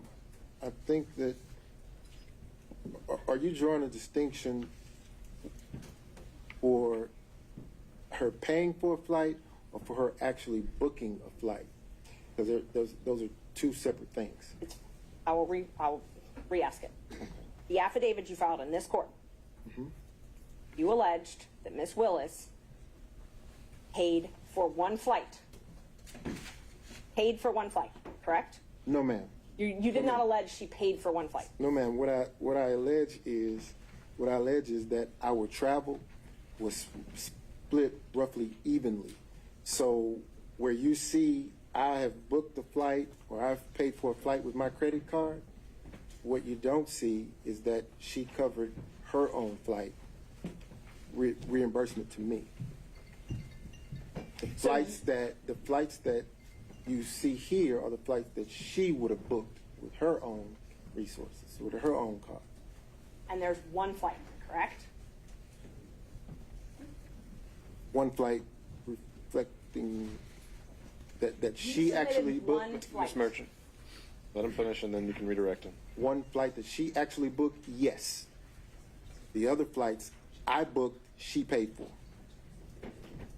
So the affidavit, you submitted one flight that she booked and paid for. Yes, ma'am. Your Honor, I'm going to object to the phrasing of that question. The line in the affidavit is not as Ms. Merchant is representing it. It said examples of the District Attorney Willis purchasing plane tickets for she and I with her personal funds were attached as an exhibit. It certainly did not represent that it was the only example of the District Attorney purchasing flights for Mr. Wade or for compensating other travel. All right, understand, Ms. Cross. I think that's something you can, it's now on the record, but also something you can take on cross. Thank you. And just so everybody's clear, all I asked you is, your affidavit, you submitted proof of one flight that she paid for and booked. That's all I'm asking. Correct? With the explanation, yes, ma'am. Okay. It's all I needed. You said in the affidavit that you roughly shared travel, though, correct? Yes, ma'am. Okay. So this roughly sharing travel, you're saying she reimbursed you. She did. And where did you deposit the money she reimbursed you? Oh, it's cash. She didn't give me any checks. So she paid you cash for her share of all these vacations. Mr. Schaefer, you'll step out if you do that again. Yes, ma'am. Okay.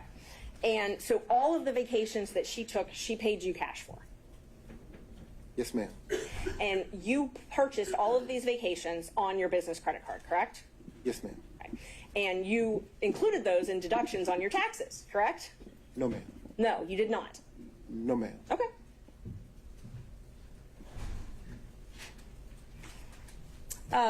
We'll get to that in just a minute then. Let's see. So the only thing that you have actual documentary proof, not cash, is this one receipt that you attached to the affidavit. Is that correct? Your Honor, I object to that question. That is a mischaracterization of the assertion that is in the affidavit. I'm asking. So then he can deny it. I think he can fend for himself. Ms. Merchant. Is this the only written proof that you have of a trip she paid for? That I have? Yes. Yes, ma'am. Okay. So you submitted the one piece of written evidence that you have that she paid for something. Everything else is in cash. Is that accurate? No. That's not accurate. Okay. Please tell me, what other receipts do you have then that show that she paid for things? I don't have them. Okay. Okay. So this is the only receipt that you have to show that she paid for travel. That I have. Yes, ma'am. Thank you. Okay. In your divorce case, you filed a domestic relations financial affidavit, correct? Yes, ma'am. Okay. The first one you filed was in January 2022, right? Thereabout. Yes, ma'am. And those are under oath? Yes. Okay. And you also filed corporate taxes in 2022, correct? Yeah. Okay. And tell me about your business. Do you have a partnership or are you a solo practitioner? As it stands today? Yes. So today, I have a separate PC. My law partner has his own separate PC. Okay. So, but we're under the same umbrella, under the same roof. So we share expenses, we share income, and we split it. So are you a partnership? We are a partnership in the sense of we share expenses, we share income. Are you registered with the state of Georgia as a partnership? So the WBC firm that included myself, Terrence Bradley, and Christopher Campbell, we were registered with the Secretary of State as a partnership for a short period of time. When That was dissolved, though, right, in 2023? I'm going to object to the witness answer his question. Mr. Wade, do you have something else to add there? I did. When things happened and we excused Mr. Bradley from that partnership, it left Christopher Campbell and myself. So now you have two separate PCs under the same umbrella, sharing expenses and income. Okay. So let me just narrow down my questions then. Are you registered? And have you been registered at any time in the state of Georgia as Wade and Campbell? Wade, no ma'am. Okay. You've never been registered as a partnership? As Wade and Campbell, no ma'am. Wade and Campbell, yes, thank you. But as Wade Bradley Campbell, yes ma'am. Wade Bradley Campbell was registered on April 1st, 2021, and administratively dissolved on September 8th, 2023, correct? Yes, ma'am. Other than that partnership, you have always been registered as law office of Nathan Wade, Yes, ma'am. not with Chris Campbell. Correct. Thank you. So the affidavit that you filed in your divorce case, the first one in 2022, I think I'm up to number 7. I'm going to just give you a group of exhibits so we don't have to go back and forth. I'm marking the 2022 as 7. I'm marking the 2024 as 8. I'm marking the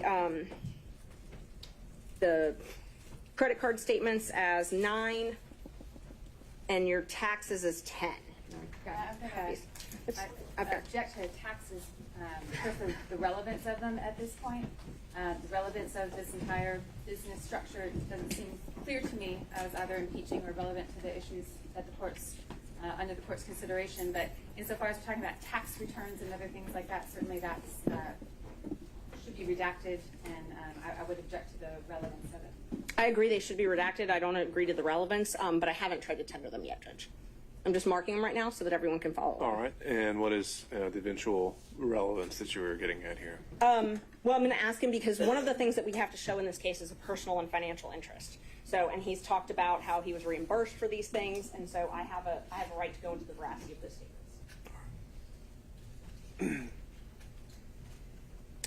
So let's see, 7, 8, sorry, 9.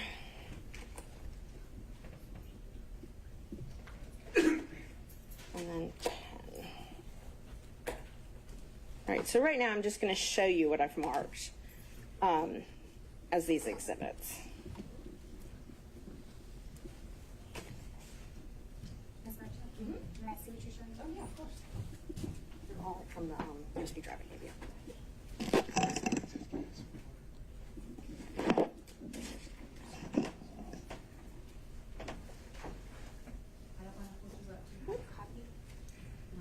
The drive I gave you. I'm just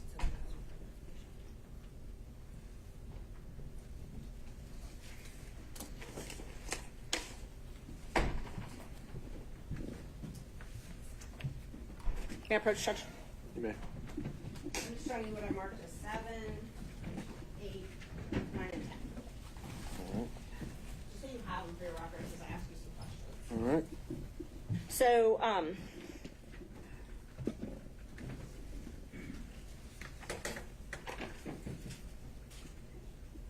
so these are sworn. I'm first going to ask you about the domestic relations financial affidavit. These are sworn. They're filed under oath, correct? Yes, ma'am. And the most recent one that you filed was filed on January 26, 2024? Yes, ma'am. So a few weeks ago. Yes, ma'am. And in that one, you said that you made $9,500 each month, correct? Yes, ma'am. You said that in 2022, well, in 2022, in this case alone, isn't it true you were paid $303,000, over $303,000? I was paid? Yes, in this case, Fulton County, by Fulton County. I see where you're going. So, And Judge, I just asked him to answer the question. If he wants to explain it, I've got no problem with that. Mr. Wade, just listen to the question asked and just answer the question asked. In 2022, isn't it true you were paid over $300,000? no, ma'am, that is not true. You were not paid over $300,000 by Fulton County. No, ma'am, I was not. Okay. How much were you paid in 2022 then?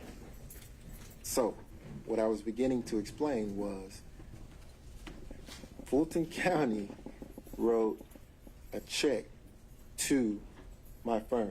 Okay.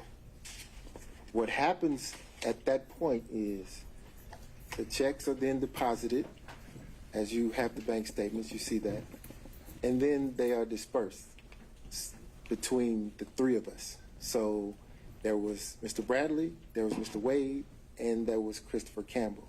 A third. So when you ask me if I was paid $300,000, the answer is no. I got a third of that went to my personal firm. Now, once the money was distributed to my personal firm, obviously the expenses come out of that, and I get, at the end of the day, whatever the profit is. So I did not get $300,000. No, ma'am. And let me just clarify. My question was not, did you put in your pocket $300,000? My question was the law firm of Nathan Wade paid over $300,000 in the year 2022?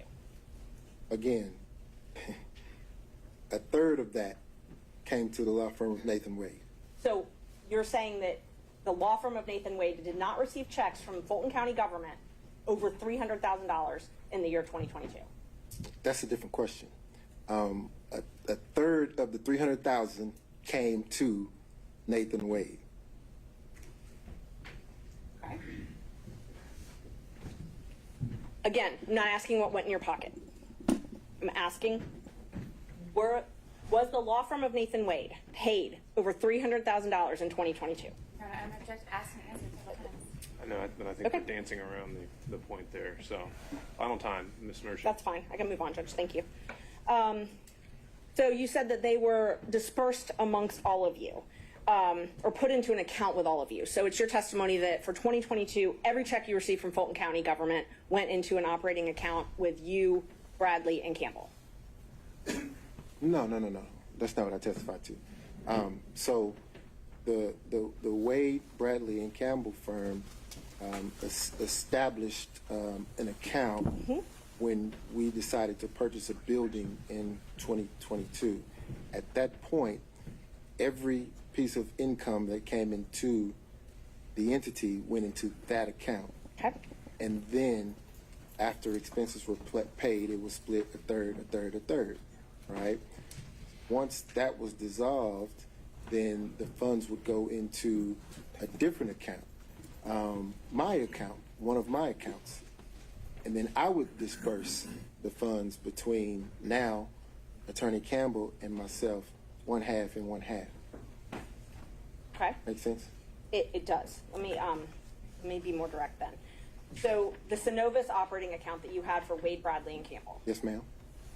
The checks from Fulton County from January of 2022 until June 17th, 2022, those checks were deposited in that operating account. Yes, ma'am. Starting on July 15th, 2022, the checks you received from Fulton County up until May 26th, 2022, all went into an escrow account that you had at Fifth Third Bank, correct? No, not all of them. Not all of them? Some of them, yes. So it's your testimony that some of your checks from July 15th, 2022 up until May 26th, 2023, some of them went into an account outside of Fifth Third Bank? Your Honor, I'm going to object to the relevance of the financial transactions. How much money you made is highly relevant in this case. It's the personal financial business and where the money was, and I mean, it's just a follow-up on other things that he's testified to. And why is how much money he made relevant? Because he represented it's very relevant. He filed an affidavit with the court saying, with another court, he told another judge that he made $9,500 a month. That's what he swore to. And All right, so this entire inquiry is just to establish that prior and consistent statement. yes. All right. I'll give you a minute or two more to try that, but we're going to have to move on. Thank you. So I know you're saying that you only got a third of the $300,000, but you were paid the firm was paid over $300,000 in 2022, correct? So, Ms. Merchant, it's not what I'm saying. They're numbers. They're there. It's the truth. The funds were paid. They were divvied between the three of us, going into an operating account, expenses paid out of it. Okay. At the end of that, the 9,000 figure is what you have. So that's where you got the 9,000 figure from. Yes, ma'am. And let's see.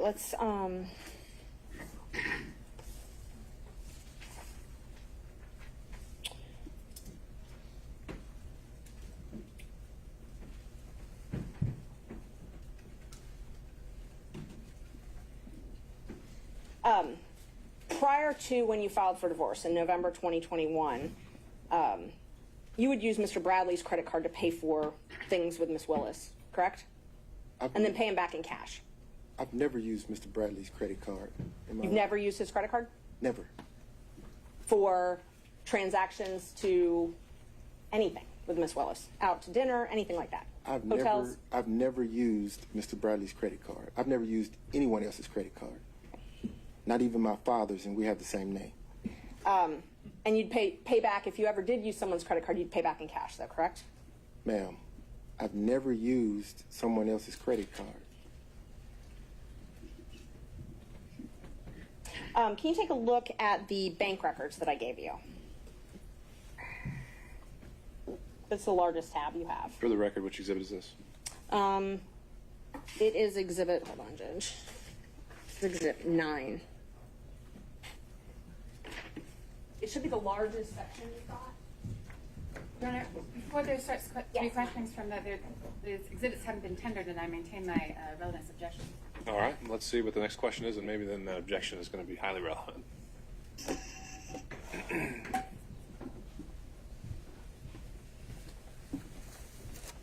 Okay. Is that an accurate copy of your Capital One statements that you provided in discovery to, is that an accurate reflection of your Capital One records? That I provided in discovery to whom? To your divorce lawyers, or that you provided in the divorce proceeding? Is the question, does he recognize it by sight? I'm asking if it's his statements, his bank I statement. think that is the question. Well, I mean, it's a thick document, but I believe you if you say that this is what my wife's divorce lawyer gave you. I believe it. Your name's on every page of that document, correct? On every page? Pretty much every page, if not every page. No, it's not on every page, no ma'am. They're all Capital One bank records They showing. are. Okay? Just take your time, look through it. Tell me if there's anything that you think is not yours. No, they appear to be. Okay. And those bank records show that you paid for travel with Miss Willis. Yes, ma'am. Your Honor, I'm going to object the relevance of these documents and the. Well, I think, are you tendering Exhibit 9? I'm going to, Judge, and they're highly relevant to the whole Well, he's asked him a question about the contents of them, and they haven't been admitted yet. So why don't we start there? Thanks. Those show travel that you and Miss Willis took. Well, so you're asking about the contents of something that hasn't been admitted yet, right? Well, I'm asking him if that's what it shows because I know that they're going to object on relevance. Well, first we got to say if it's you've authenticated it, perhaps, and before we get into other details of what's in it, I think I can it needs tender to be them. That's admitted. fine. I move to admit them. All right. Object on relevance. On relevance. All right. And on that, overruled. Ms. Merchant. Thank you. Those records demonstrate that you paid for travel with yourself and Miss Willis, correct? They should. Okay. And let's just talk about that travel. Okay. The first trip is Belize in March 2023. Is that a trip that you took with Miss Willis? Are you asking? Did you take a trip with Miss Willis in 2023 to Belize? I did. Did you take a trip to California with Miss Willis in 2023? I did. Did you pay for those trips on that credit card? I used the credit card to book the travel, but understand. She paid you back cash. Well, let me say this. Let's take the Belize trip, for example, since you started there. That was a birthday gift to me, so I paid nothing for that trip. Zero. Okay. So the charges that are on your card, she gave you cash for? She did. Okay. So all of the charges. Excuse me, Your Honor, I believe the witness had finished answering the question. Oh, did you have more? I did. Okay. I wanted to get into the charges on the card because traveling with her is a task. You can probably imagine the attention that happens. So for safety reasons, she would limit her transactions. I mean, imagine trying to walk through an airport or sit at a restaurant or do anything. So there was no attempt to conceal. It's a credit card. Everything is here. So. And that's not what I asked. Okay. What I asked was the charges for Belize in March 2023 on that credit card, those are things you purchased to go with Miss Willis to Belize. Those are things that we booked with my card that she Yes. paid. Yes, Yes. So those show up on your credit card. they do. And you're saying that she paid you cash to reimburse you for all of that. She did. And she paid you cash for both of your portions or just hers? Both. Okay, so that trip, Belize, just Belize, she paid you for everything on Belize. The entire trip. Okay. So the food, tattoo parlor, all that stuff, she paid for. I'm sorry, maybe didn't hear the question? There was no tattoo parlor in Belize. The charges, there's a tattoo parlor on the charges. I'm not getting into what it was for. I'm just asking if everything that's on that card related to Belize, she paid you back for. She paid for, yes, ma'am. Okay. Let's talk about California. In May 2023, you all went to California together. Yes. And you booked plane tickets. Yes, And her name was on those plane tickets. they were. And so I know you said that you were worried about security and things like that, but that was in her name. When she traveled, she had to use her name. Oh, so the plane tickets, yes, ma'am. Okay. And you paid for those plane tickets and you paid for a hotel. So, again, the card, yes. You used your credit card, and I'm not asking about after what happened. I'm asking, did you use your credit card to book your flight and hotel to California? I did. And there's a lot of Ubers on there as well for California. Did you pay for those Ubers as well? Yes. Did We were in Napa. And you're saying that Miss Willis, are you saying that Miss Willis paid you back for that? Yes. Did she pay for the entire trip, or did she pay for her half of the trip? The Napa trip, she paid for the excursions. So the expenses sort of balanced out. I mean, there was never, let me be clear, there was never a time when I would say, hey, I bought dinner. Dinner cost $25. You need to give me $25. If you've ever spent any time with Miss Willis, you understand that she's a very independent, proud woman. I'd object for not. So she's going to overruled, Mr. Wade. So she's going to insist that she carries her own weight, and it actually was a point of contention between the two of us. She is going to pay her own way. So let me re-ask the question to make sure that you answer it. A California trip that you paid for, saying that she did not pay you back for cash. Instead, she paid for excursions, and you believe that was roughly half. No, she gave me some cash, yes. She but gave you what I'm some. saying is, everything that we did when we got into Napa, she paid for. The trip that she booked on her credit card in Miami, did you pay her cash back for your half of that? No. So you never paid No. her back for the ticket she bought for you? No. I would say I did pay her back because there were times when I would pay for dinner. Okay. She would pay for dinner. It would balance out. But in a relationship, ma'am, you don't, particularly men, we don't go asking back for anything. So you're not keeping a ledger of things that you pay for versus the thing that she's paid for, which is why I said that it was a point of contention because she was very emphatic and adamant about this independent, strong woman thing. So she demanded that she pay her own way. But she's the district attorney of Fulton County, and she has to file financial disclosures disclosing any gifts with anybody that she does business with in Fulton County, correct? I don't know. Okay. Let's talk about Tennessee. You booked a cabin in August 2023 and paid for a cabin in Tennessee. That's when you paid for it. I don't know when the trip was. Can you tell us about that?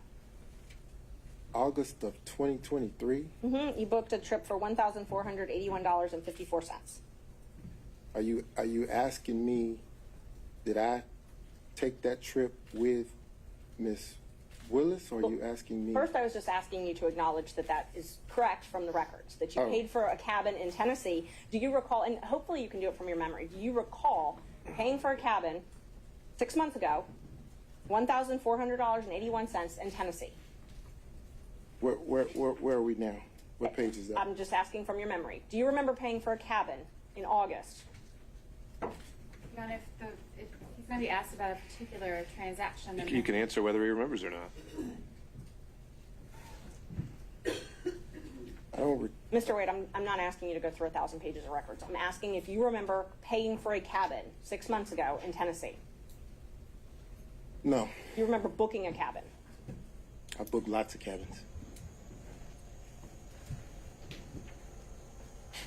Did you go to a cabin with Miss Willis ever? Ever? Ever.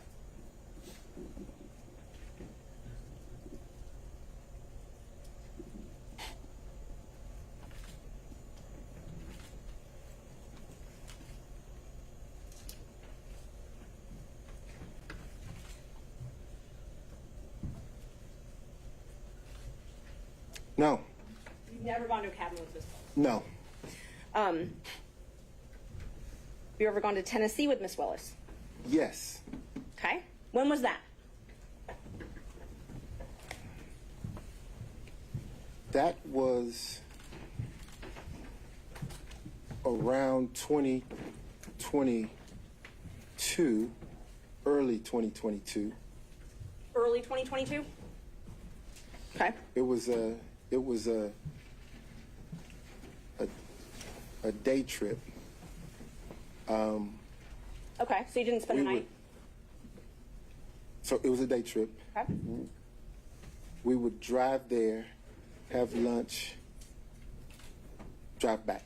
The reason we would do that is because the attention, she couldn't get any peace of mind going locally, so we'd get in my car and drive to someplace off the beaten path and have lunch and drive back.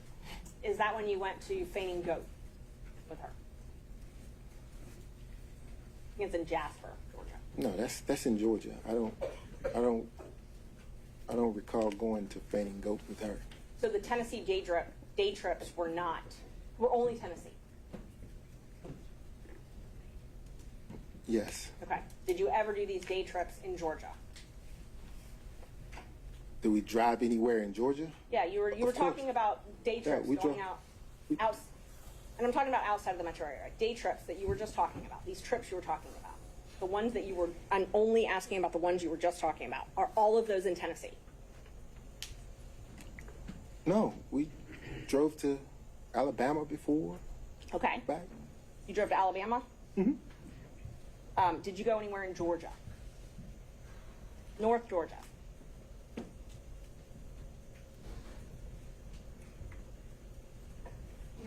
I'm going to object. If he wants to direct his attention in some way to a time frame or a location, then I think it might be easier for the witness to accurately answer. Ms. Mershon, I think if you don't have the specific details yourself, we need to start getting into specifics or more maybe broadly phrased questions. We can't just be exploring around indefinitely. Is it fair to say that you've taken so many trips with her you don't even really remember all the places you've gone? So many trips? You're having trouble remembering if you went to North Georgia or not. Were you asking me about specific places? And I want to be candid in my responses, so I have to jog my memory because these are places that I have frequented, but not with her. So I want to make certain that if there was ever a time that she accompanied me, that I was candid in that response. Okay. Aruba, October 2022. And I've got business record certificate for these, Judge. Might be a little faster. But did you take a trip with her to Aruba in 2022? Yes, ma'am. So that Aruba trip there was a package deal there. My mother had recently retired, and I decided to take my mother on a cruise. Okay. And the second leg after the cruise concluded, D.A. Willis and I went to Aruba. So that was all one trip, if you will. Okay. So my question was, did you go with D.A. Willis to Aruba in 2022? I did. Thank you. And you paid for that trip using your business credit card, correct? I did. Okay. And you paid for a cruise as well, correct? That's the cruise I was referencing with D.A. Willis, my mother, and myself. Okay, and because there's two cruises, so let's just talk about the first one. Okay. So the first one was that's the one with your mother. Yes. And so you introduced D.A. Willis to your mother. That trip, you all took a cruise together, the three of you. Yes. After the cruise was done, you and D.A. Willis flew to Aruba together, and your mom flew home. Yes. And you paid for all of this with your credit card, on your business credit card. I did. And are you saying that Ms. Willis paid you cash back for that? She did. And But let me make this distinction though, because the number that you're looking at reflects the 3 people on the cruise ship. There were things that my mother and I did, just the 2 of us, that D.A. Willis didn't do. And I'm not attributing that. I did not. My math is not good, but I did not include anything with your mother on those. You wouldn't be able to see it because it's not separated out. It just shows a charge on the account when actually it would have been something with my mother and I. Judge, may I approach with exhibits 10 and 11? They're both certified business records one's from Vacation Express, one's from H2. I thought 10 was taxes. I'm sorry, 11 and 12.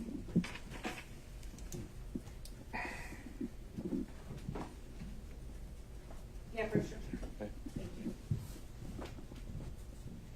And these are business records, Judge. They have the certification, so I moved to admit them. All right. Defense 11 and 12.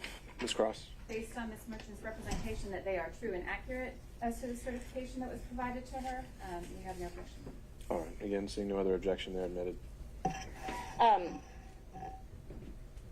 So the trip to Aruba alone for you and D.A. Willis was $3,835.26, correct? Just Aruba. I'm looking for the amount. Which exhibit? Question amount 11 or 12? This one is 11. Yes, ma'am. $3,835.26. And then the Royal Caribbean for just you and Miss Willis was $1,269.70, correct? No, ma'am. Your mother's got a different line item on there. I'm talking about the cruise, the actual cruise cabin. I think you need to rephrase that as in the form of a question, Ms. Merchant. Did you pay Royal Caribbean for yours and Miss Willis's cabin $1,269.70? Where are we? Which page? We're on the receipts. There's just a few pages of receipts on exhibit number 11. Okay.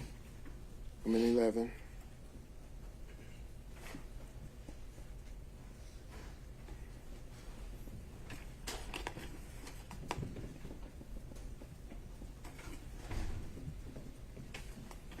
Can you direct me to where you are in exhibit 11? The receipt for Royal Caribbean.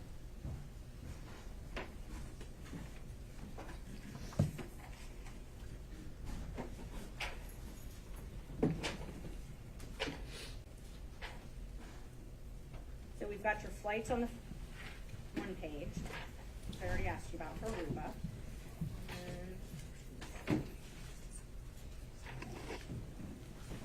And just for the record, I blacked out their dates of them. And then Royal Caribbean may be on. Oh, it's small. It's hard to read. It's very hard to read. So let me ask it this way then. Do you recall paying around $1,269.70 for a Royal Caribbean cruise for you and Miss Willis? You don't remember that? That amount seems kind of small. I don't. Okay, so you believe it was higher? Yeah. Okay. While you were in Aruba, then you bought a cruise, a Norwegian cruise, right? And that was the New Year's Eve cruise? While I was in Aruba, no, ma'am. The credit card documents that were admitted earlier show the purchase date when you were in Aruba, but you don't remember doing that in Aruba? I didn't purchase a cruise while I was in Aruba. That may be when the cruise company decided to run the invoice, but I didn't purchase a cruise in Aruba, no, ma'am. around the time you went to Aruba, you purchased a cruise for Norwegian for you and Miss Willis to take for New Year's, correct? Before I went to Aruba, yes, ma'am. And that was roughly $3,387. The cruise to Aruba.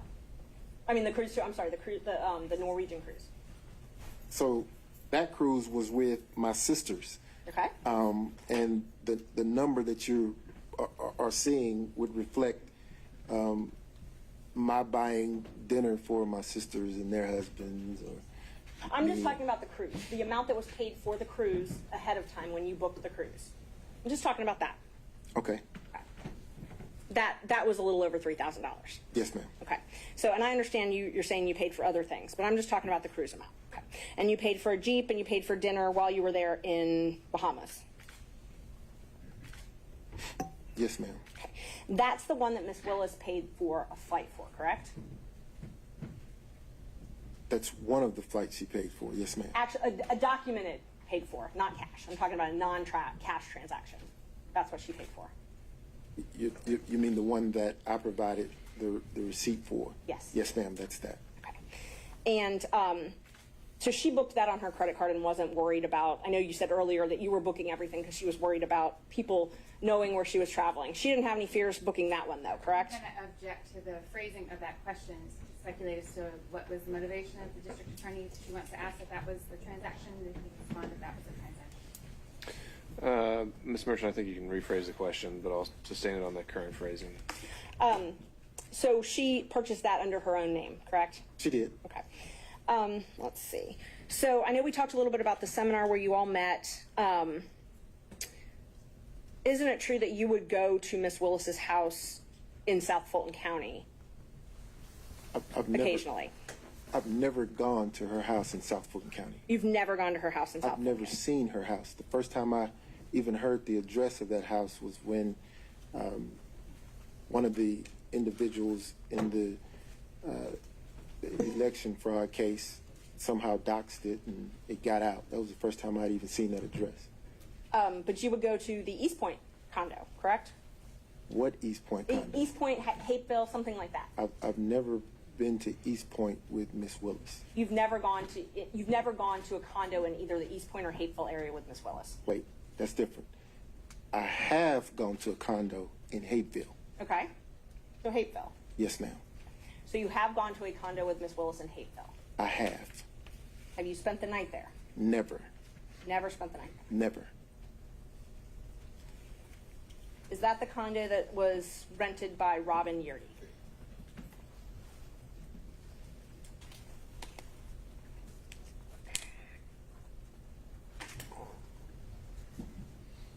I believe it was. And other members of the DA staff were there as well, correct? Sometimes. I've never been around other members of the DA staff at a condo in Hapeville. There's never been any security for Miss Willis? Not around me. Did you ever ride with Miss Willis with her security detail to and from the house? No. You served on Miss Willis's transition team, correct? Yes. And you were part of all of her interviews where she interviewed and re-interviewed employees? I would say probably 98, 99% of them, yes. Is it fair to say you took an active role in these interviews? Yes, ma'am. Prior to this, you'd never worked at a DA's office, right? Have I ever worked in her DA's office? At No, a ma'am. DA's office, any DA's office. No, ma'am. Have you ever managed a large law firm or a Your large? Honor, I'm going to object to the relevance of these questions. Ms. Merchant? He served on her transition team, and so, I mean, what we're trying to prove is that there's a personal and financial relationship, and that it was improper. And so, you know, whether or not he had experience to serve on this transition team, I think is relevant. Right. I think I already said that we don't need the evidentiary Okay. hearing on that point. I'll move so on. it's sustained. Terrence Bradley also received a contract for Fulton County, correct?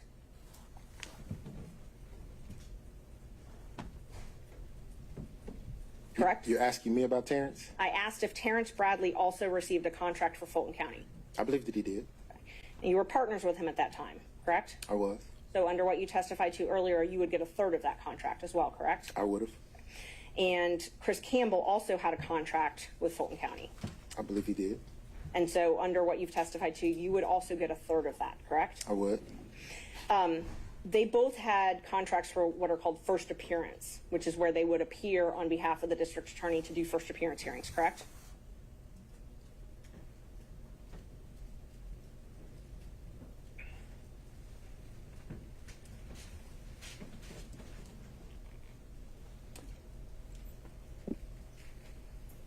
I believe they did. Okay. And they also had what's called a taint contract. They both entered into them January 25th, 2021, correct? Filter, yes, ma'am. Taint or filter. Yes, ma'am. And that was for work in the anti-corruption unit? I don't know that it was anti-corruption. I think that it was civil rights, maybe.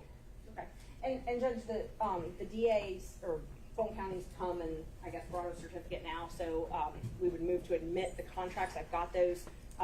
Under that certificate, I was planning on doing it under the open records officer, but I believe now they've certified it. I haven't looked at everything they've certified though, so. I'm going to ask that the document be looked at and confirmed prior to its sending. All right, Ms. Merchant, is there anything else, what other areas were you planning to cover on his direct other than these documents? I'm planning on introducing all of the contracts and invoices, but I haven't had a chance to look at what Fulton County certified, so I'm planning on introducing those and then not much. Can we do the not much? We'll do the not much and then we'll get back to the contracts. Okay, yeah, definitely. Okay, so this taint contract, and we're not admitting these right now, but if I represent to you that they say anti-corruption unit, can you tell us what a taint attorney for an anti-corruption unit would do? I didn't have a part in those contracts. They were your partners at the time, though, correct? Oh, absolutely. Okay, and so you didn't have a part in those contracts, but you got a third of the contract payment. Oh, absolutely. Okay, so the taint contracts that Bradley and Campbell, who are your law partners at the time, had for doing taint review, you got a third of those. Yes, ma'am. Okay.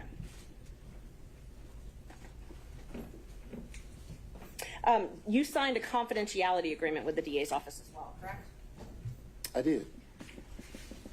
And I think I'm up to Judge 13. Marking that as number 13. Yeah, approach, Judge. You bet. Showing you a copy of what I marked as number 13. If you could take a look at that and tell me if that is the confidentiality agreement that you signed with the district attorney. It is. Okay. And this basically says you can't talk about anything that happens inside the DA's office, right?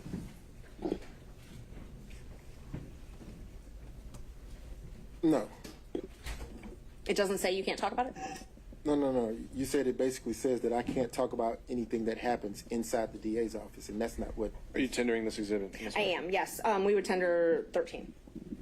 Ms. Cross. Fail to see the relevance, so I'd lodge a relevance objection, but otherwise. Ms. Merchant, relevance of this? Judge, it's relevant to his testimony. If he signed an agreement that says he can't talk about things that happen in the district attorney's office, I think that's relevant to this. I also think... How? That because it's motivation in his testimony. I mean, whether or not he's going to testify to something. It's also been certified. I mean, it's part of the record as from what Fulton County gave us. Sure, but he hasn't said that that's preventing him from testifying in any way today, is it? Well, and I can ask him about that. Okay. Yeah. Mr. Wade, is this confidential agreement affecting your testimony today? No, sir. Okay. All right, that's fine.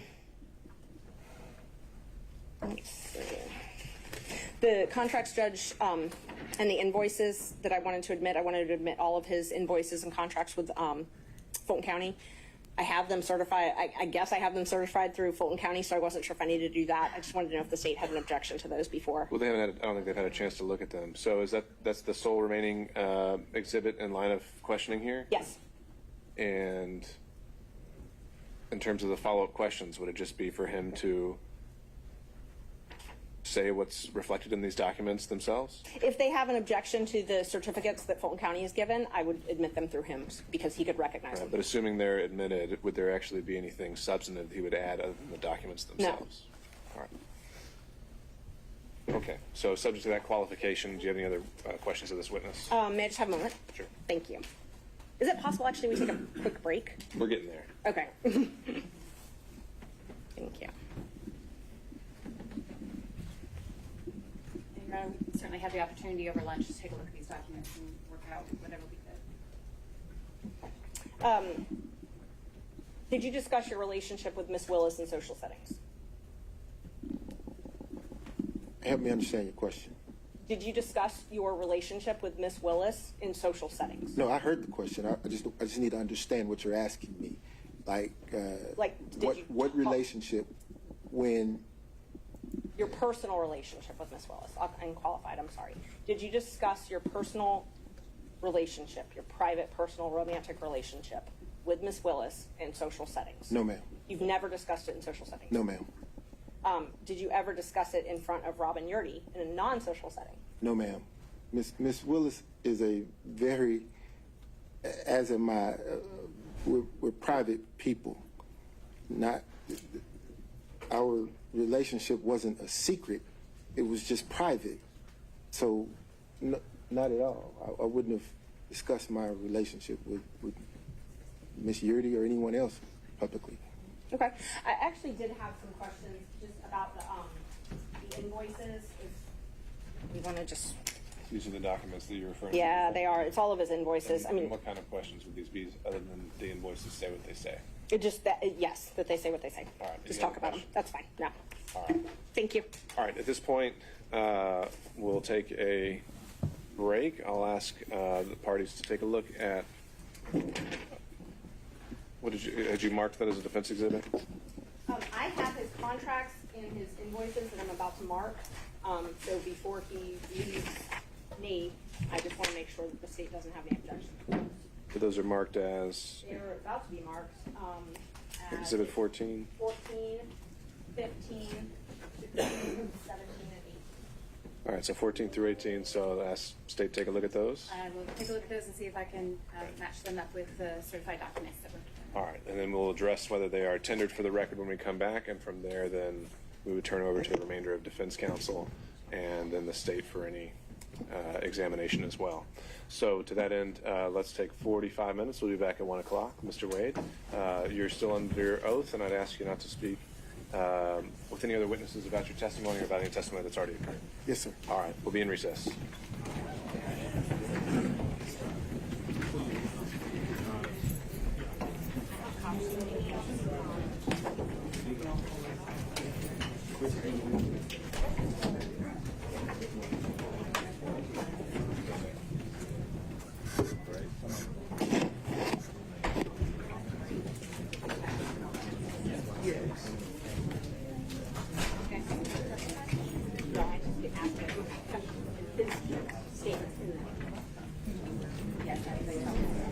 Well, they're in my phone. Is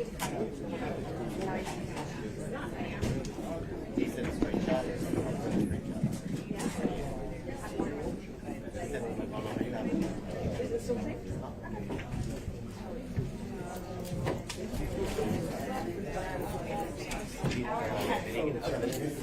I don't know. I mean, I plan on asking him about it, and I might refresh his memory. I never see that. I have my phone.